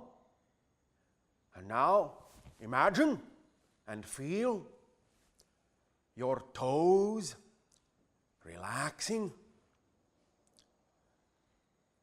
and feel a warm or cool, tingling sensation, whichever you prefer, in your toes, moving up into your foot, a calming, soothing sensation, embracing your skin, your body, and you feel the muscles and the bones and the ligaments of your toes and feet relaxing, letting go, all tension melting away, drifting away on the wind, in the water, in the sea. And you feel the sensation moving at whatever rate is comfortable for you, fast or slow, up your ankles, up into your calves, and again you feel the muscles relaxing, up into your knee joints, all the ligaments, all the tendons, all the muscles, relaxing, letting go, just being easy, just being loose, just being calm and peaceful. And you feel the sensation moving up your thighs. Again, all the muscles just warm and comfortable, or cool and comfortable, however you wish it to be. But letting go of the day's concerns, letting go of life's worries, just being here and now, for the moment. It is all right to let go. Feel the sensation move into your hip region and all up and through the musculature and the organs in the lower chakra area. And feel that chakra just warmly vibrating, warmly buzzing, warmly humming, just softly aware and awake, and feeling the rush of soft energy as it is immersed in this vibration climbing through your torso, into your abdomen, into the second chakra, and it begins to tune and hum with the first. And there is a very warm, relaxed feeling in the abdomen. Just let your muscles relax, soften, melt. And the sensation moves up into your solar plexus under your rib cage. And you feel your spine and rib cage relaxing, staying upright, but perfectly calm, perfectly centered, perfectly relaxed. And the solar plexus chakra also begins to vibrate in harmony with the other chakras. Red, orange, and yellow, beautiful, deep crimsons, beautiful, deep tangerines, beautiful, deep goldenrod, vibrating warmly in your body and sending beams of light outward, upward, immersing you, enveloping you, caressing you, supporting you, holding you, enveloping you, filling you with warmth and beauty and love and support and care and generosity and kindness and grace, gratitude and appreciation. And the sensation rises up into your chest, into the heart chakra, into the beautiful emerald green of that light, and the warmth of the blood pumping red through your heart, enveloped by the beautiful crystalline green vibration, and balancing and blending and merging and emerging and sinking and rising with every beat, pulsing gently outward like a ripple in a pond of beautiful, beautiful, translucent green light, reaching out to all the different kingdoms of the world, reaching out to the very rocks of the earth, reaching out to the plants, reaching out to the animals, reaching out to the cetacea, reaching out to the humans, reaching out to the spirits, reaching out to the souls, reaching out to the oversoul, reaching out to all that is, in love and gratitude and appreciation and light. And the sensation rises into your shoulders, and you feel your shoulders relaxing, your neck muscle relaxing, your neck bones, ligaments, tendons letting go, and you feel your shoulders drop, loose, and all tension melt away. A beautiful, deep, penetrating massage of liquid light filling you with warmth and coolness, like a beautiful pond of bright turquoise blue emanating from your throat chakra, soothing your throat, soothing your vocal cords, soothing your neck, your jaw, relaxing your teeth, unclenching your jaw muscles, letting go, the muscle of your tongue, relaxing, gently relaxing, letting go and bathing in the bright, brilliant turquoise light of your throat chakra as it vibrates in tune with the heart, the solar plexus, the abdomen, and the root, all singing their own songs, all in perfect harmony, in perfect pitch, in perfect tone, in perfect chords, complementing each other and building a beautiful orchestration within you of expression, freedom of expression, statement and declaration of your being, of yourself, of your truth, and knowing all truths are true. And the energy rises into your temples, into your eye sockets, into your eyes, relaxing the forehead and the beautiful, deep indigo light of the third eye chakra, vibrating beautifully, smoothly, synchronistically, in a beautiful, deep indigo light radiating outwards and inwards and harmonizing with all other chakras,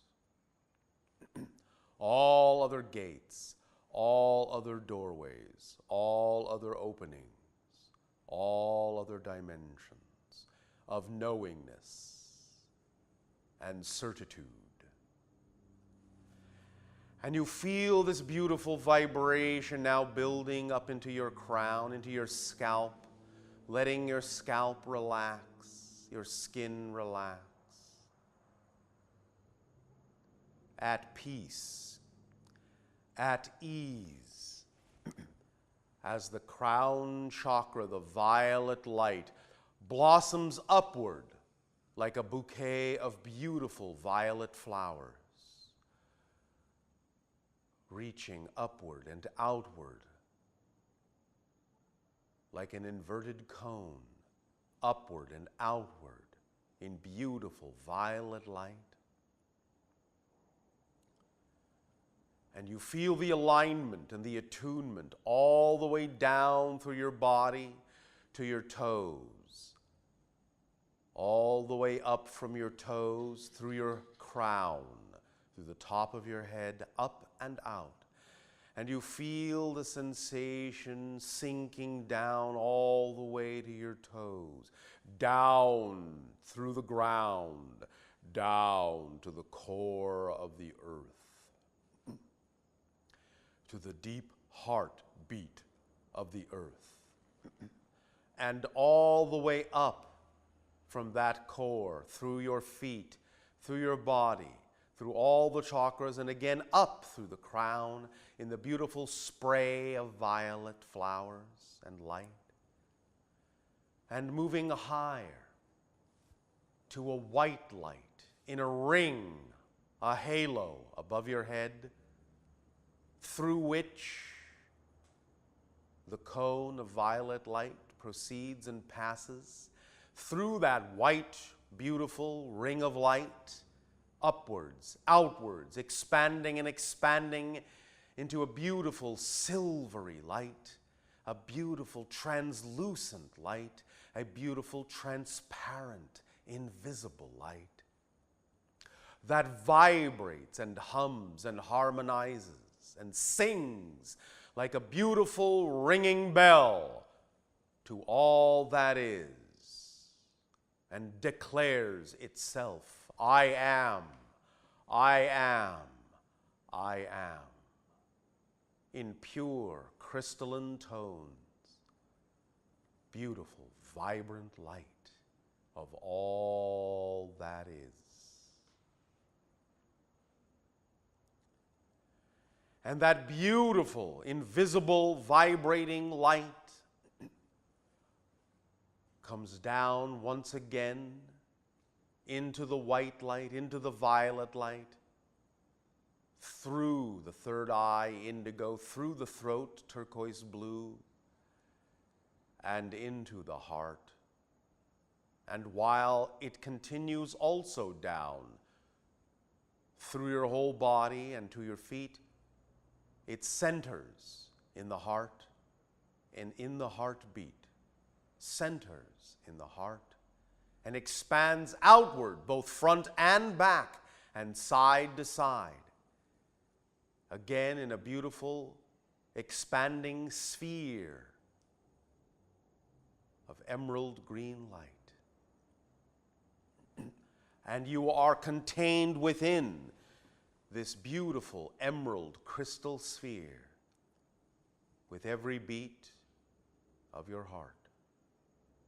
You send love and receive love from the wholeness of the world, from the wholeness of reality, from the consciousness of the rocks and the earth, from the consciousness of the plants, the trees, the flowers, from the consciousness of the animals, the insects, the birds, the fish, from the consciousness of the cetacea, from the consciousness of all beings' hearts that know the truth of who they are. Deep down, everyone knows the truth of who they are. And from all spirit and guides and friends and family, and from all souls and the oversoul, and from all that is. Breathe it in deeply. Take a deep breath in. And sigh. With release and relaxation and certainty and gratitude and appreciation. And take a deep breath in and sigh. With love for yourself and for all beings, for the family of all that is. And take a deep breath in and hold it and hold it and hold it and realize the potential of the vibration of energy within you, yearning to be expressed, and express it with a sigh of satisfaction for your life, for your existence, for the expression and the unique multidimensional facet of the crystal that you are of all that is.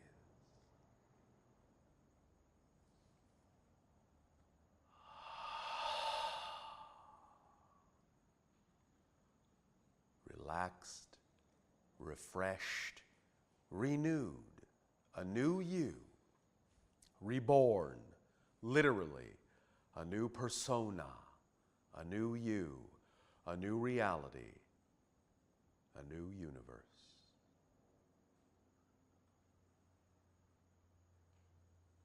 Crystallize this vibration in your heart. Nurture it, love it, support it, and it will support, love, and nurture you in a mutual relationship of you with all that is, through your heart, through all beings, and life manifesting through you in all ways, in all things, in all reflections, above and below, in all directions, north, east, south, and west, in the full circle of creation and life. Once more, breathe in. invigorated, refreshed, and renewed. Breathe out. Once more, breathe in. And let go. Breathe out. And once more, breathe in. Hold it in and savor the flavor of who you are in gratitude and appreciation. And blow it out.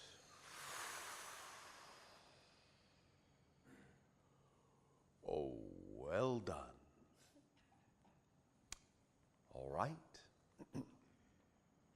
Come back to the new world, for it is a new world, not the same that was there, and you are not the person that was there a moment ago.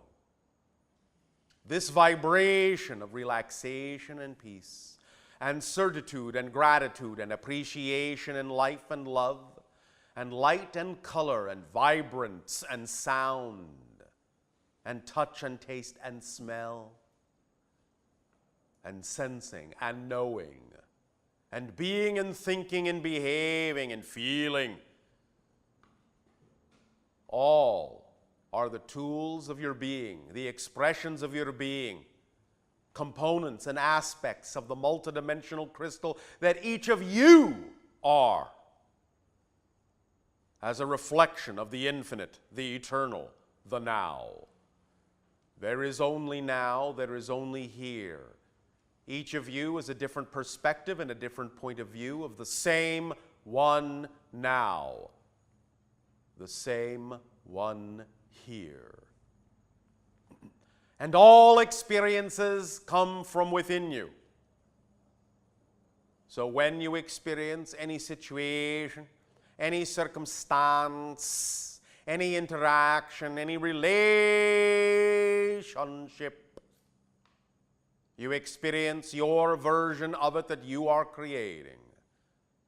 You are experiencing another facet of you, even while you honor the other with whom you are in the relationship.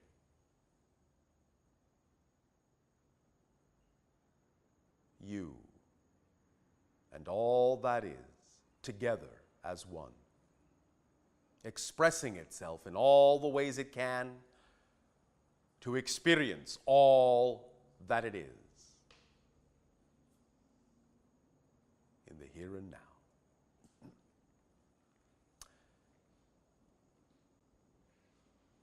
We will now, at this moment, take a few moments for questions and sharing before we continue with further exercises and experiences. So by all means, share what you wish to share.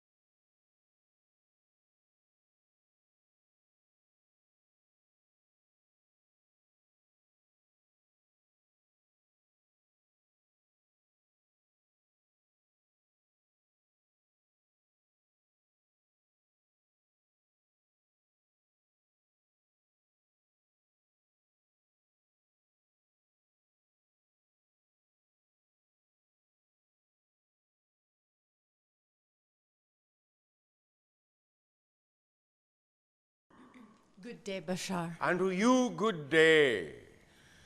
Thank you.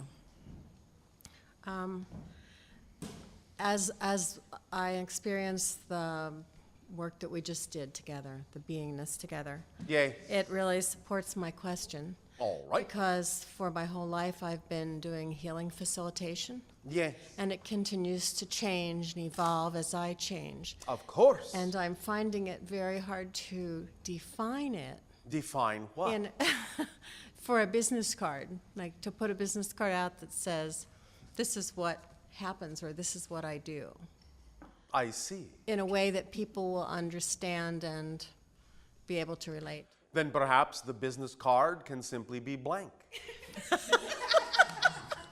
And let people read into it what they feel the vibration from you is. That's what it is right now. All right? Very close. Then maybe that's what it needs to be. You could have your contact information on one side, but the front of the card could be blank. Got it. Or it could have a simple image instead of a word or a name. Is there an image or a simple color that you would like to have representing the idea of what you do and how you express yourself creatively in your healing? I think I found it, and that's what's the image so far on the business card. And Which so is what? it's goddess, a woman holding with a dolphin in front of her with Yes. a crystal ball. Yes. All very soft colors. All right. Now, can you simplify all that into a very simple symbol?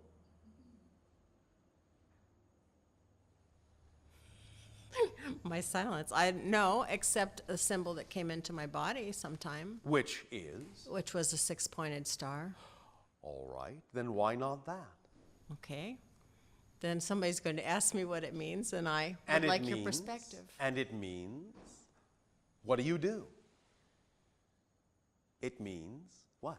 It means Or you could ask, what do you feel it means?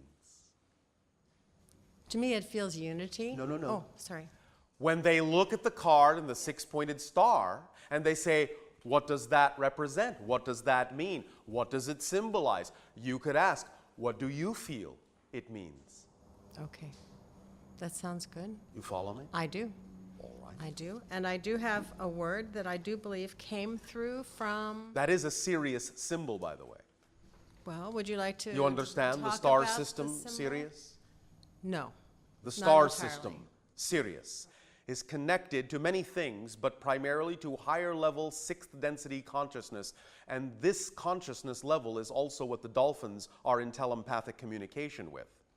It is very nurturing, supportive energy in a very feminine sense of the word, and symbolizes also those that live in water, which also in that sense is feminine and supports, yet brings about many transitions and changes. So the 6-pointed star symbol is very apt as a way of condensing the symbol you now have.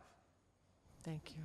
Does that help? Yes, it does. And it means then to me that there are humans on this planet who can do what the dolphins do. Specifically, what? Bringing in through 6th density information through Of to course. people, yes. You all can, Okay. if you simply put your Mind. to it. Thank you. Does that make sense? Yes, it makes great sense. Thank you. Now remember, as a suggestion, your contact information on one side, nothing but the star on the front. Fabulous. Thank you. Does that help you? It does. And I have one other piece, and that Yes. is you were talking about the corpus callosum and Yes. its role in bringing energy through into the brain. Yes. And 1990 something, I asked what happened when I put my hands on people's heads. Yes. And what the word was, and it sounds like it was from Bashar, was hippocampus. Yes. So I looked up again, hippocampus, because although I know it's the seat of memory, Yes. and looked at the relationship with the corpus callosum. And And it looks like the hippocampus embraces the energies that come through the corpus callosum. of course, everything comes through the corpus callosum first, primarily, and goes out to different energy centers. Of course, there are a variety of ways of looking at this because in the brain, things are actually timeless. Here is a very interesting fact for you to understand. In the brain itself, there is timelessness. Within the brain, there is actually no sense of time whatsoever. Your sense of time comes from the brain's interaction with itself in a variety of ways. But in its natural state, the brain senses no time whatsoever. So in the corpus callosum, you could say the energy comes through first, but it is actually, in a sense, experienced simultaneously by all centers of the brain, and then with the reflections back from all the different centers of the brain, as they overlap, as they interweave, as they interact, comes the creation of a sensation that you recognize as humans as space-time, in a third-dimensional sense. But the brain itself, within the brain itself, of itself, experiences no space, no time. Does this make sense to you? Yes. And so what specifically would the hippocampus, what would be its role? The specific role of the hippocampus would be to reflect back to the corpus callosum and create with it the sensation of specificity in the body's ability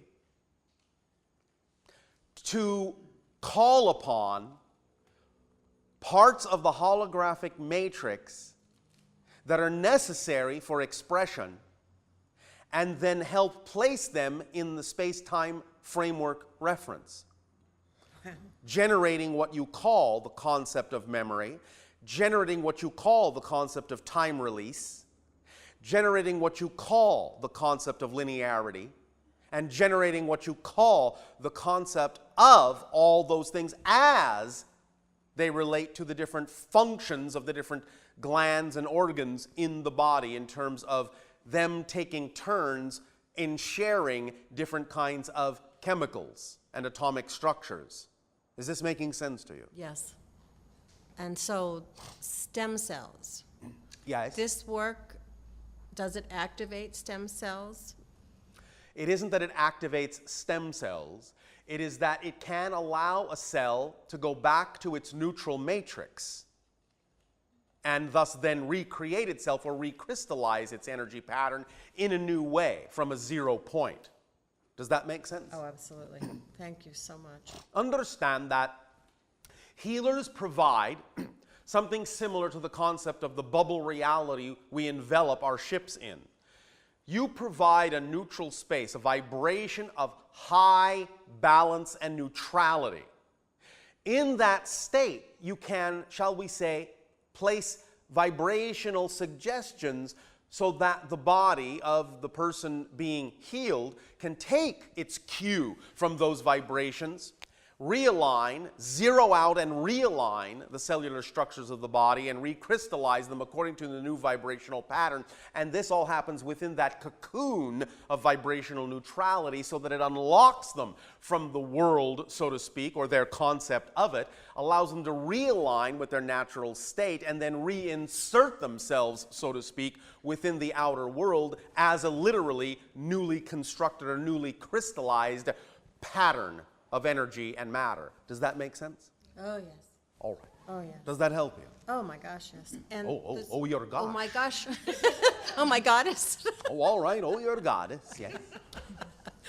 One of the last things I do when I work with somebody is to put my hands on their head in 3 different planes. So, and I think I can see a 0 point Yes. based on what we did on our exercise All last right. night. Very good. That's correct? Thank you. Thank you. It isn't about being correct. That's what you're creating. Oh, okay. All right. All right. Thank you. Mahalo. And to you, you are welcome.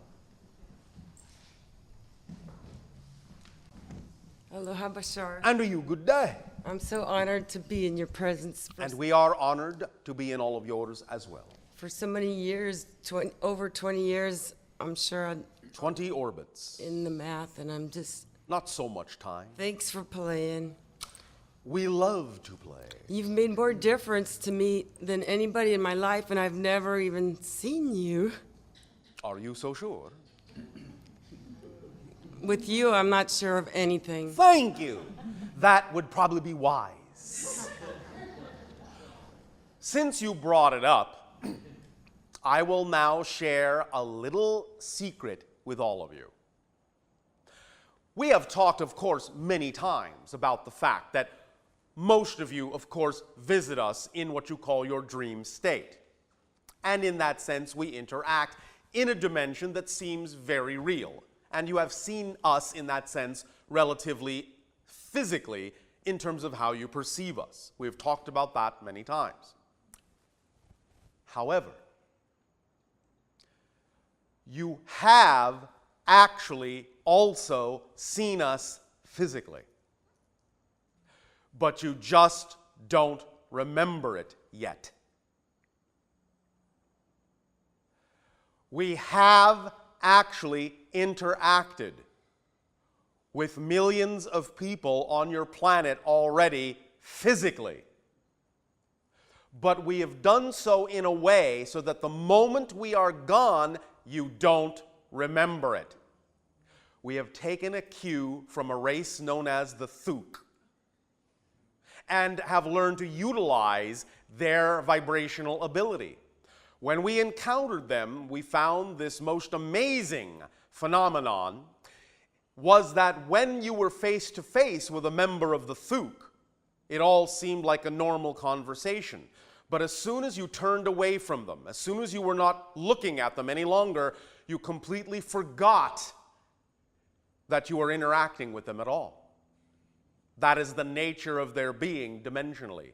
We have learned to mirror that and have used it to begin our interactions with you in a certain way. Understand, many of you have actually already had physical face-to-face encounters with us. You just don't remember it yet. Thank you for breaking that to me gently. Yes. When comes the time for what might be called open contact, where you will know it is going on and not forget, many of you will suddenly, in that moment and in our presence, find yourself filled with memories of previous physical contacts. And boy, will you be surprised. Oh, all right, yes. And girl, will you be surprised. So, it is time to share that with you now, for things have changed. Thank you. Thank you for being a catalyst for that information synchronistically. Thank you. Violet, Yes. Diksha, and Paradox. Those are the three things. I am in the moment, and I can hardly take care of all the dishes I've got spinning right here and right now. And sometimes I hear tapes from a long time ago Yes. when we talked about hybrid children. Yes. And just lately, Violet. Yes. She is what?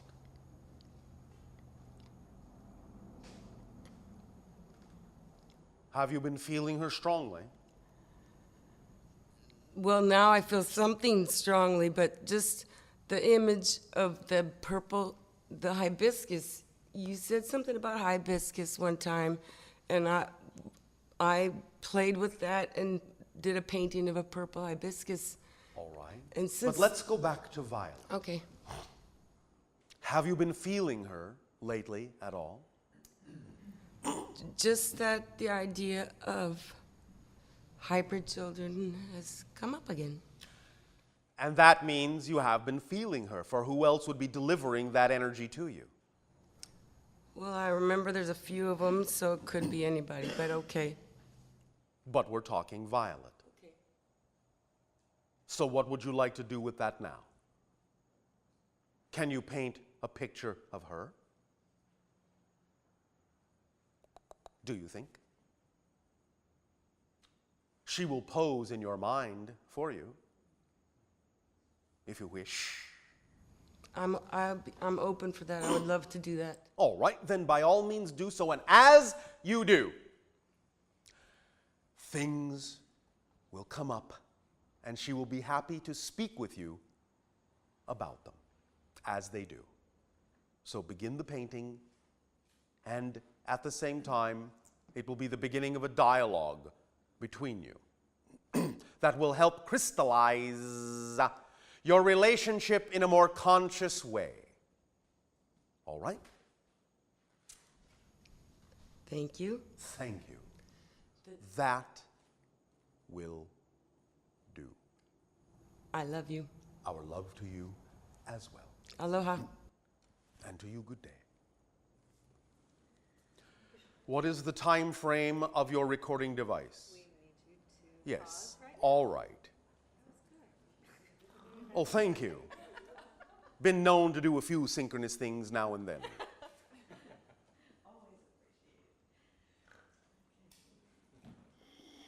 We will wait while you have fun with your technology.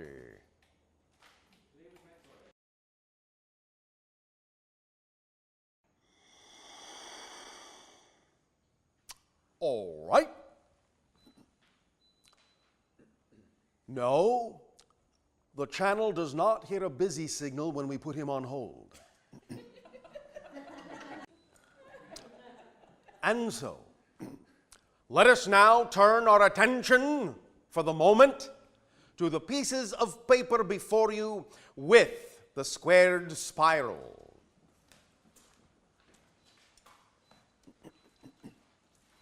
Holding it so that the opening of the spiral is at the top.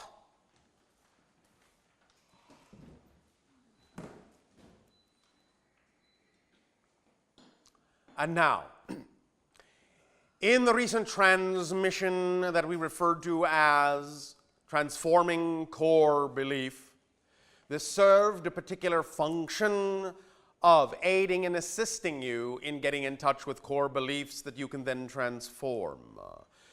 It was preceded by stating the phrase 4 times in succession, I desire to define my dedication to detach. I desire to define my dedication to detach. I desire to define my dedication to detach. I desire to define my dedication to detach from that which does not serve me.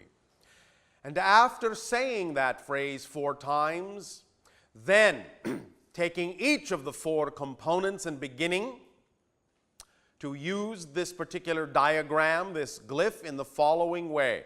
Holding it at a distance from your eyes that is the distance necessary to when you begin to look at the squared spiral as if it begins to have some kind of dimensionality. In other words, when you begin to realize that the squared spiral actually looks like it's defining a cube, even though you may not see all lines and all sides of the cube, there will come a place when you hold this paper away from your face where it will begin to appear a little bit dimensional in the sense that the lines look like they are defining the space occupied by a cube, so that some of the lines begin to look like they're coming toward you, and thus then some of the lines begin to look like they're moving away from you. That will be the correct distance to hold this image. That will let you know it is opening up in your brain receptors of interdimensionality, that you are now capable of shifting back and forth between one dimension and another as the image itself begins to fluctuate between 2 and apparently 3 dimensions in front of your eyes.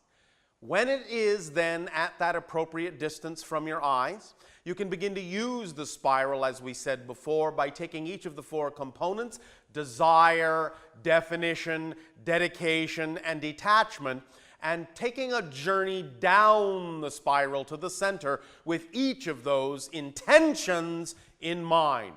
Going down the spiral, zigzag, jiggity-jag, with the idea of you desire to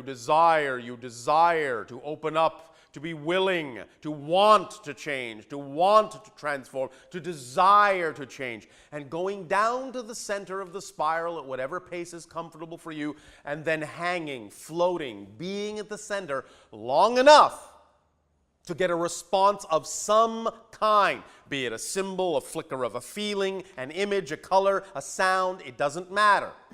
Even if nothing else comes, there will be a moment when you feel that you've been in the center long enough. With the intention to open up to desire to change, then bring back to the outer end of the spiral, going up the spiral, following it with your eyes, bringing back whatever you got in the center all the way out, and putting into your world the idea of that change, of that desire. Then taking what you got and compounding it now with the idea of the definitions of your core beliefs, whatever they may be, to be willing to explore them, to be willing to discover them, to be willing to allow them to be revealed to you. You thus then go down the spiral again to the center with this intention of opening up and realizing and being shown clearly and precisely the definitions that are out of alignment with your truth that do not work for you. So that in the center you will be given a clue, a hint, a flash, a flicker of something, a feeling, a picture, a sound, no matter what it is. Take that with you when you get it and travel back up the spiral with that gift, all the way back out again, knowing you have been given a clue to the definition of the core beliefs that may be out of alignment with your being.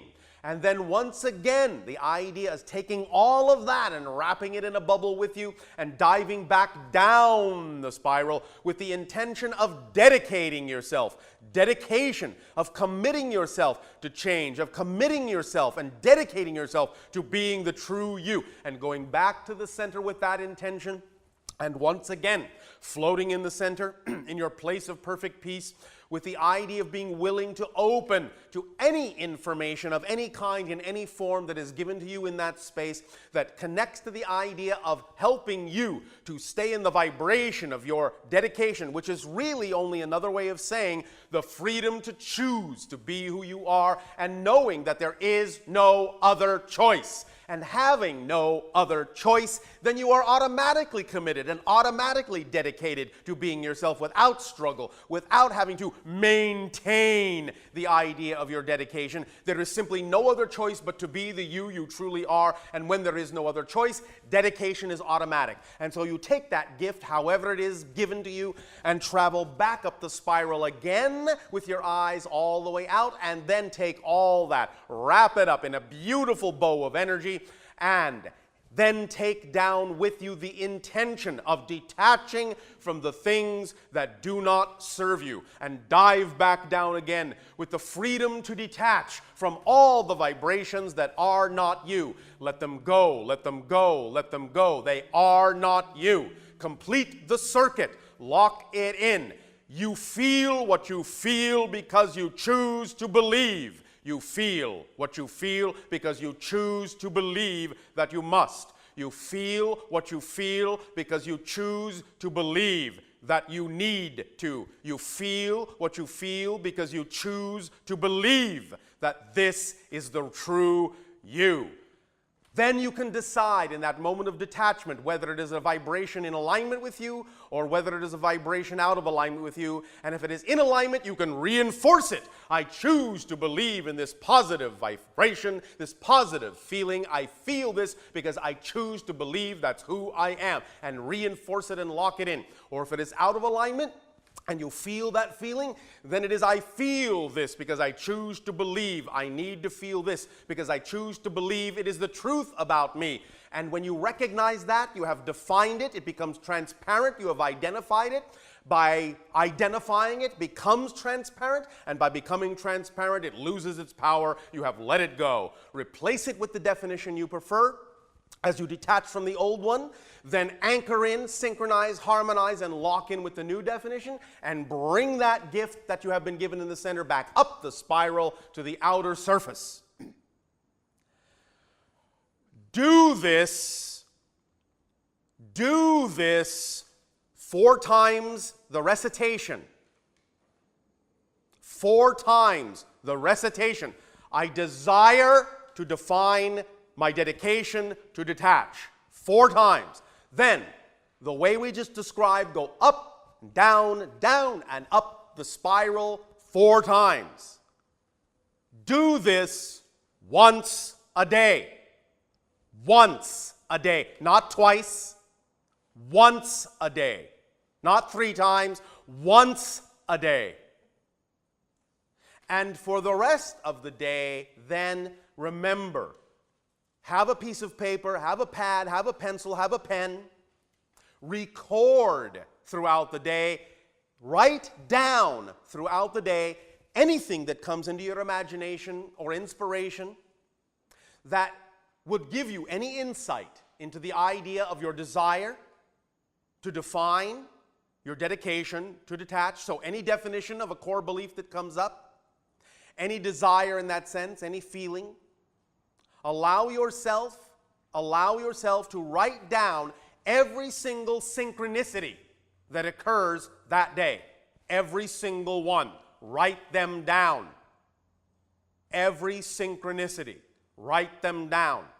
Then, in your dreams that night, when you wake up in the morning, anything you believe is of significance. You don't have to transcribe the entire dream. Just write down anything in particular, whether a feeling or a symbol or a relationship or a conversation in general that you believe was of significance. Write down that you had it. Just note it. Just log it that you had it. And perhaps give yourself a keyword to remember what it was if you need to, if it was lengthy. Do this every day, and again, in 30 to 90 days, you will see such an ecstatic explosion of synchronicity and expansion in your lives. You will be stunned, astonished, and surprised. But you will also be ecstatic, overjoyed, and excited. It's very powerful tool.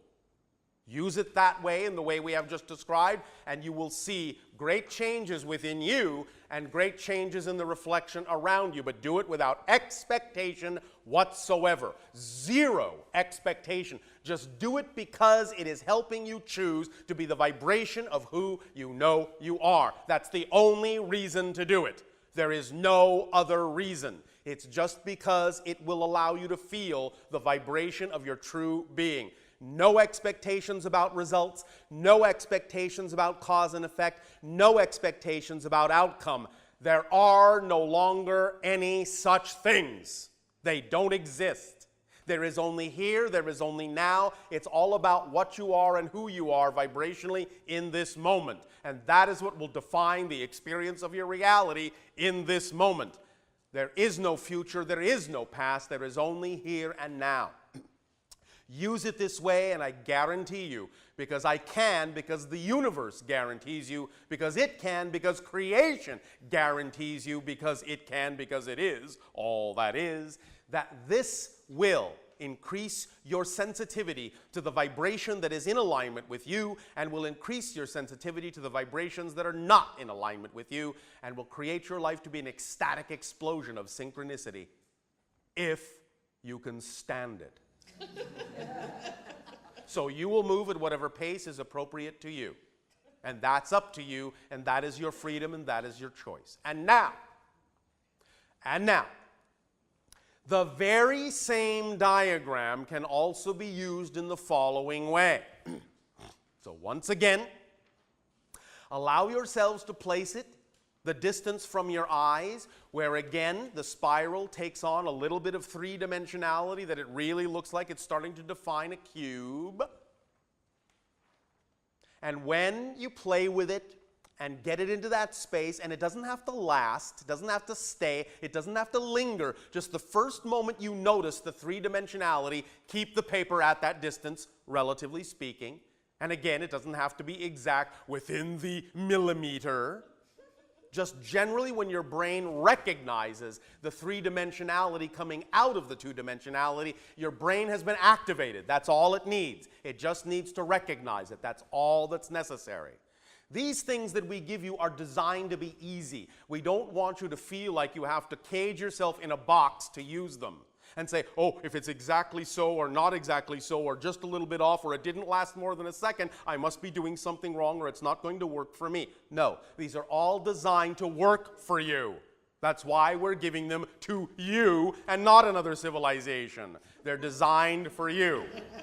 So, allow yourself to just know that as soon as you see it, as soon as the brain recognizes it, it's been turned on, it's been activated to the appropriate wavelength, the appropriate frequency.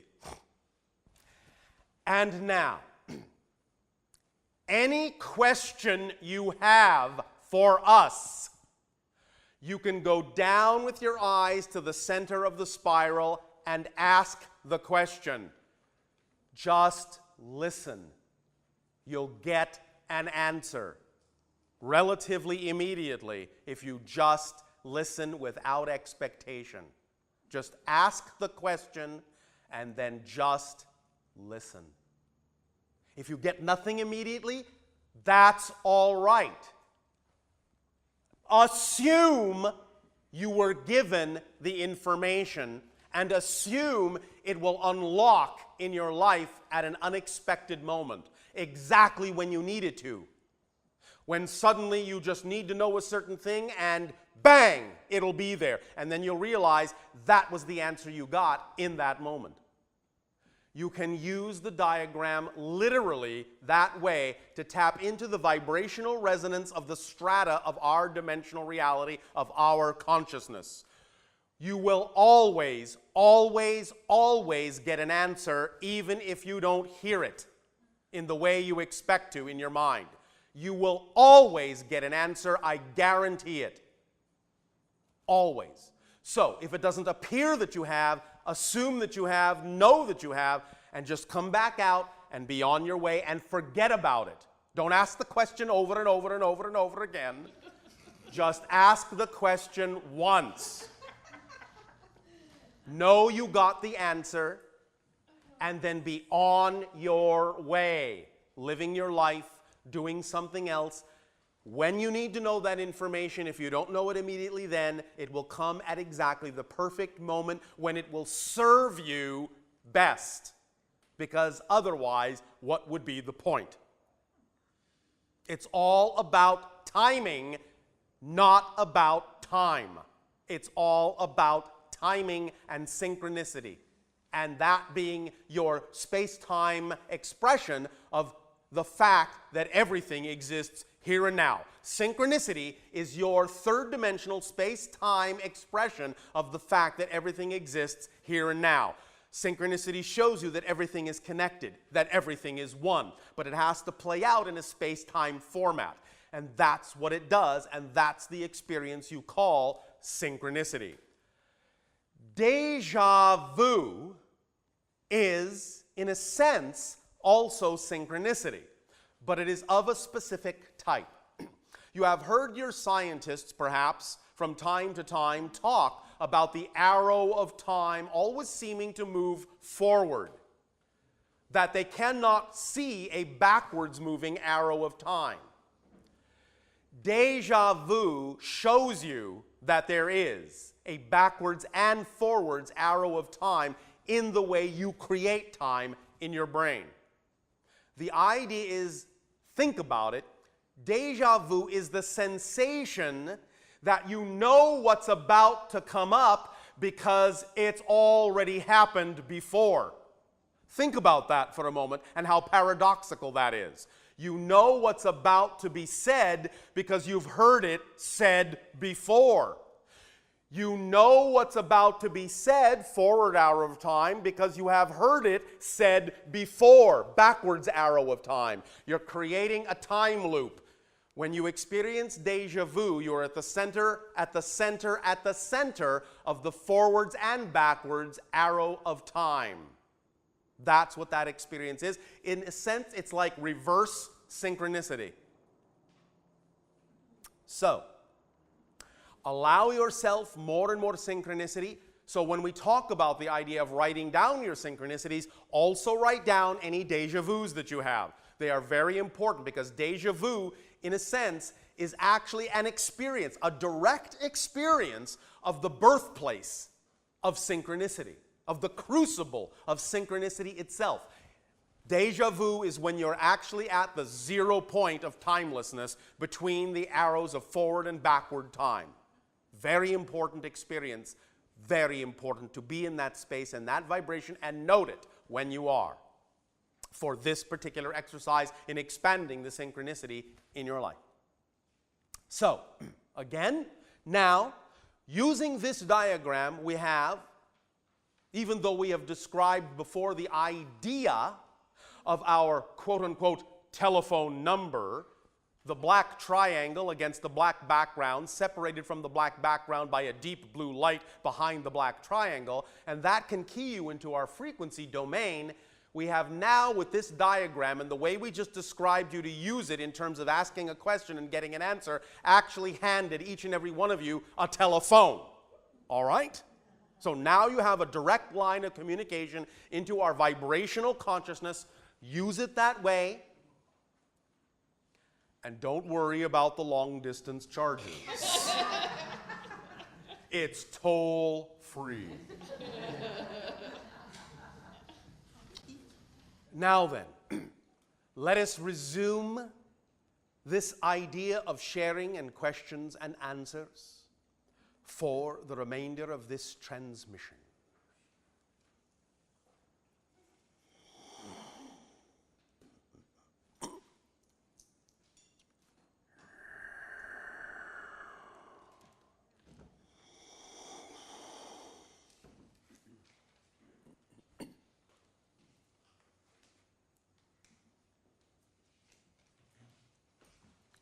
You may proceed however you wish.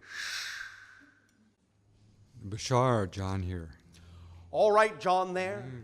Yeah, good day. And good day to you. Speak up and be bold so that all may hear what you have to say. Okay, I don't know if this mic is working or if It isn't an amplifying microphone. All right, okay. It is only for the purposes of recording. All right, I have some specific sounds that I would like to get your wisdom, input. All right. These are sounds that are, would you like an explanation of what they are first? No. Or would you? No. Okay. The sound is, in and of itself, sound the is explanation. Itself. Okay. Then let me place this in a position where you can hear it. It's a tuning fork. This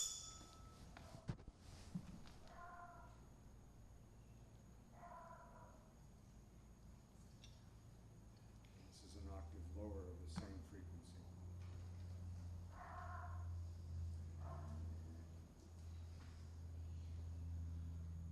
All right. You gave us the mother and the father. Two octaves of the same frequency, which was calculated or has been calculated to correspond to a newly discovered planet named Sedna.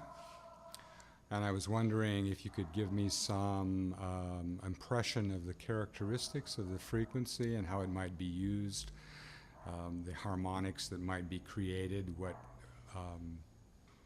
All right, one moment. Allow us to scan your entire solar system. One moment. With regard to the body that you are referring to, by the name of Sedna, you may find it to be the vibration of the timekeeper, the cosmic clock. Does this help you? Mm-hmm. Go on, yes. With the vibration of other worlds. Is that where you wish us to go? Unless you have anything specific about Sedna. Well, in what way did you wish to explore the vibration of the timekeeper and the cosmic clock? Its relevance to its properties of... Do you mean the physical properties of the planet itself? Oh, the properties of the frequency, of the vibration, of the harmonic and the vibration that's created by it. All right.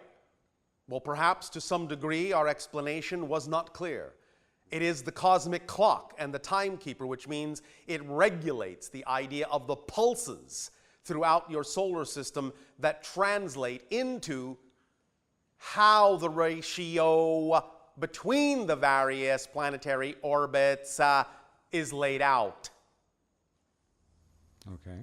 In a sense, you could say it is laying down the template of the orbits, the ratios of the diameters of the orbits, and therefore the chords, the vibrations that they represent relationship-wise to each other.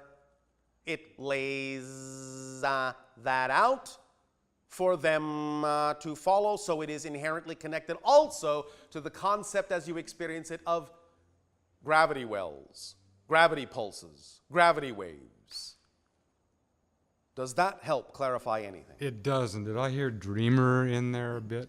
It was not dreamer, no, not exactly, although he is participating. Yeah, It was something else altogether.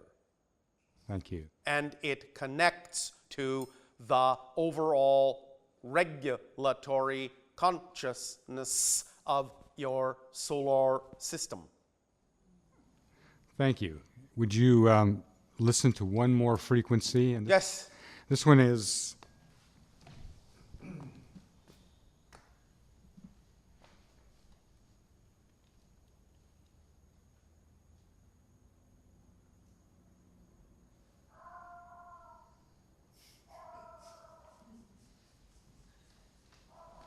No, it's not the frequency of Sirius the dog star.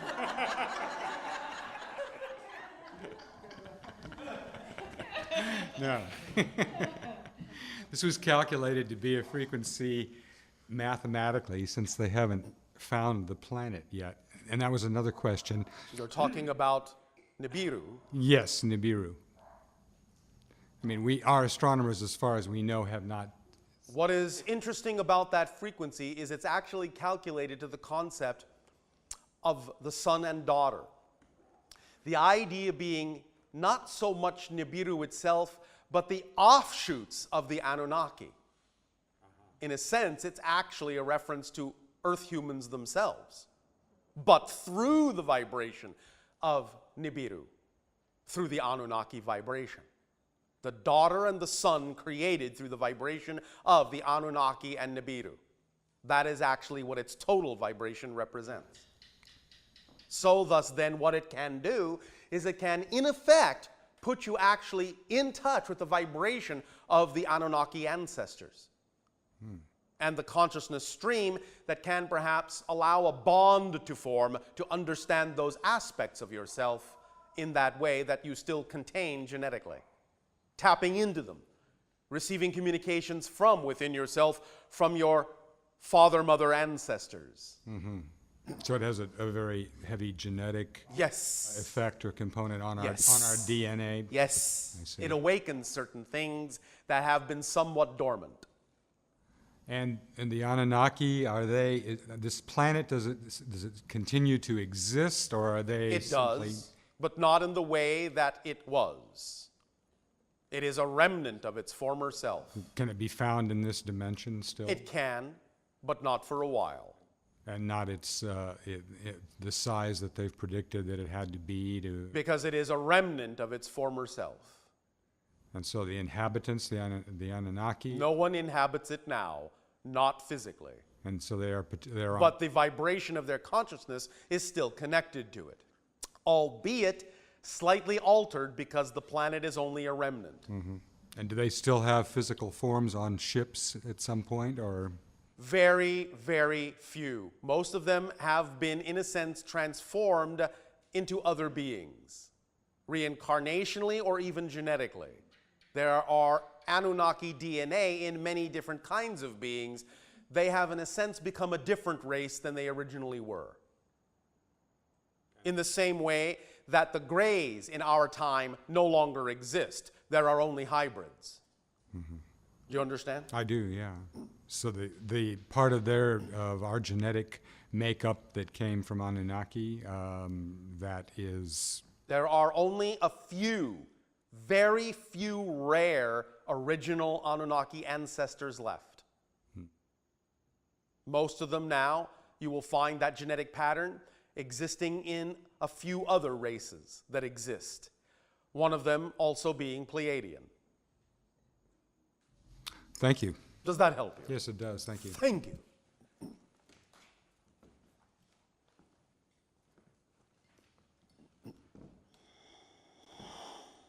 Good evening, Bashar. And to you, good day. I have two things I wanted to share or express. All right. It occurred to me this evening, early on, to ask you about the feminine aspect that you used to bring through. I believe you called her animus. Anima. Anima. That is, again, the same idea as the word Bashar. It is not her name. It is a word in your own language. Anima is the feminine principle expressing itself through a male. Therefore, we thought it was appropriate. So it's blended with the channel. Yes. All right, so there's... But in the beginning, Anima, a member of my society, did prepare him for further channeling. Yes. I see.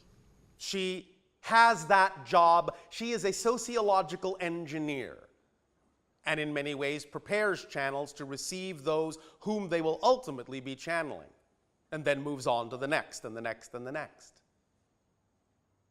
Okay. She says hi. Hi back to her as well. All right.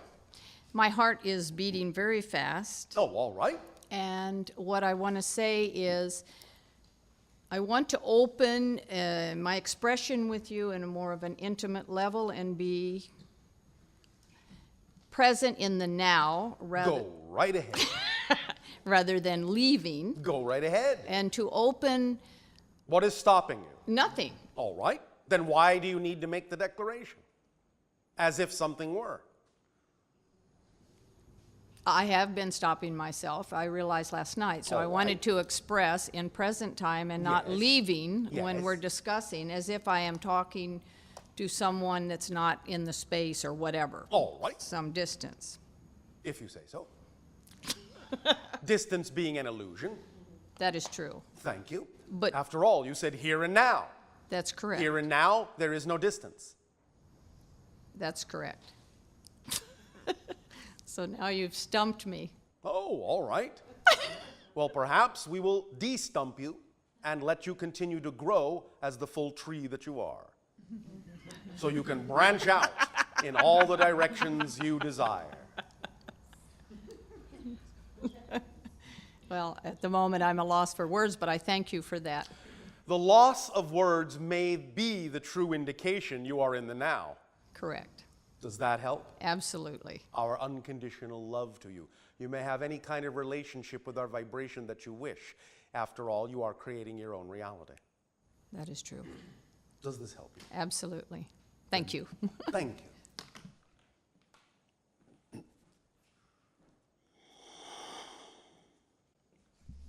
Hi, Bashar. And to you, good day.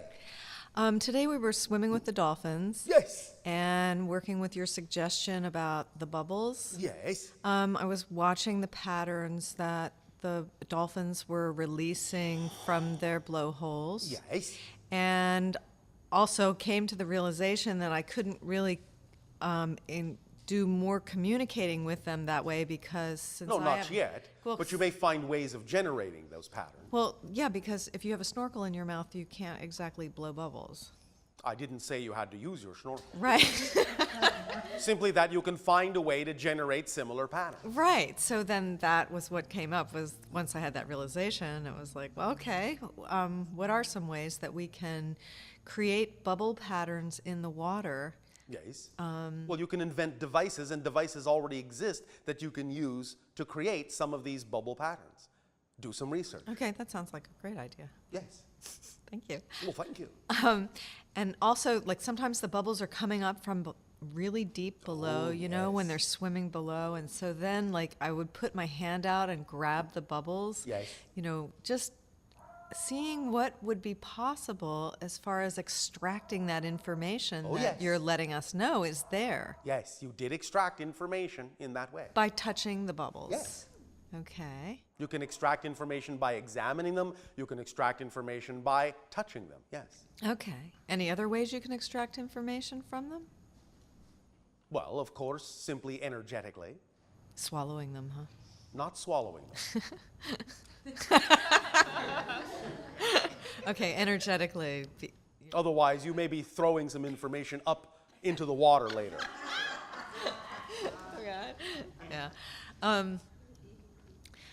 Right, and I also noticed that the dolphins seem to, because I haven't been in the water with them for a while now, and I found that when I got in, if I started tuning into them and then like calling them, Yes. that they would slowly come around, and then it's like they lock into you. Oh, yes. They lock into your vibration, and they're like, okay, we can dance. Yes. And they'll If they start make that dance- decision, yes. Right. Well, it's always a choice, obviously. Yes. And so then they seem to like come closer and closer, almost like giving. They in- seemed to, or they did? No, they do. Oh, all but right. what I'm saying is that they come closer and closer, and then it's like an energy hug. You know, like Yes. there's this profound sense Yes. of being in love with each other and appreciating each other's beauty. Yes. That is also information. And we've noticed that the dolphins have gotten closer and closer to the people that swim with them regularly, to the point where the dolphins Yes. are now touching us. Yes. And anything that you can tell us about that? What needs to be said? I don't know. I don't know. It's kind of interesting because we have this thing where we're not supposed to touch them, you know, but now they're like inviting us to touch them. Well, then, nothing anyone can do about that, is there? Well, it seems like a great idea. And it's obviously... Well, they think so too. Yeah, and it's a lot of fun. Yes. So I just was wondering about that, where they choose to swim with people that are swimming with them a lot. In other words, they seem to have a different reaction to people that are just in the water first time. Yes. Sometimes. It will depend upon the person. Yeah, because sometimes it doesn't seem to matter. Well, isn't that simply also true of you humans? Where You have friends and you have strangers. Okay, so is that why they were they seemed a little standoffish at first, and then they slowly came in and started to connect with people? This is not a great mystery. Well, no, it's Humans really do not. the same things. Right, it's just kind of unpredictable with the dolphins, because sometimes far. they'll just be all over everybody, Yes. and then was it this particular pod that they were more standoffish? It is not that they are standoffish. They have their own protocols for understanding relationships to others. They were simply following their own protocol. Okay, which is basically to get really acclimated to the frequency of the Yes. people in the water, Yes. and then move closer and closer, Yes. and then be willing to engage. Yes, if all the protocols are fulfilled, yes. Okay. And there was one dolphin that was swimming with me that had a huge cookie cutter shark Yes. hole in his side. Yes. And I started doing some energy work on it. All right. And at first he seemed to like it, and then he just got so excited he like started jerking and took off. All you right. know? So I just wondered if you had any explanation for what the dolphin might have been experiencing. The dolphin recognized that you were sending energy for the idea of beneficial application.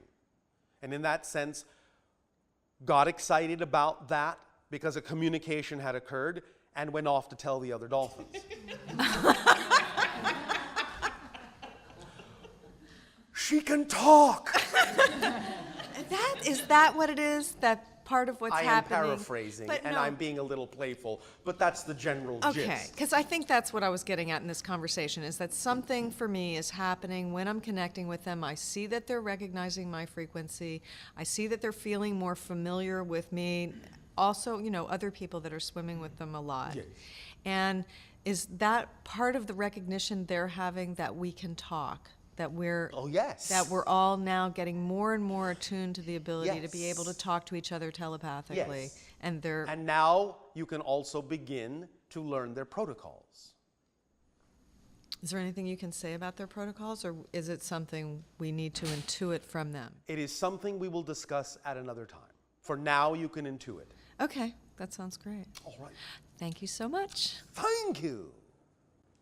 At this timing, let us invite each and every one of you once again to relax, to become comfortable. There is but a brief few moments remaining for this transmission. I would invite you to simply remember, remind, recollect yourselves into the totality and wholeness of your being. That you remember the place of relaxed peace and tranquility we created at the beginning of today's session. That you go there anytime you wish. That you expand upon, with your own imagination, all the tools that we have shared with you. And that you realize yourselves in graciousness and grace with each other, in love with each other, in gratitude for each other, and appreciation of each other, so that each of you can appreciate in your own value of yourself, so that you can become, in your own understanding, infinitely abundant, infinitely allowing, infinitely open, infinitely and unconditionally loving.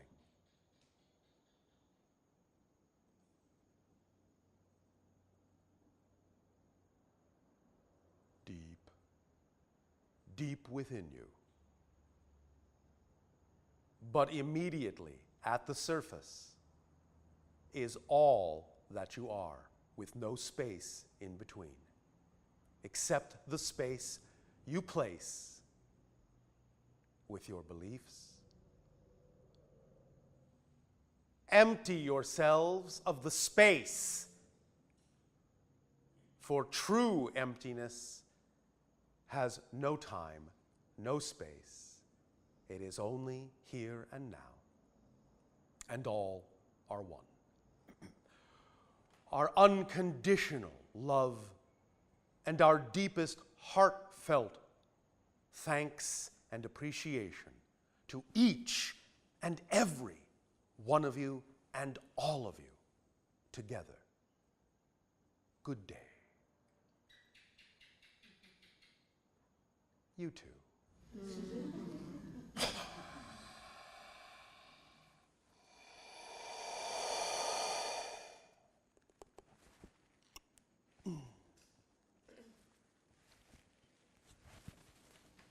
How'd it go?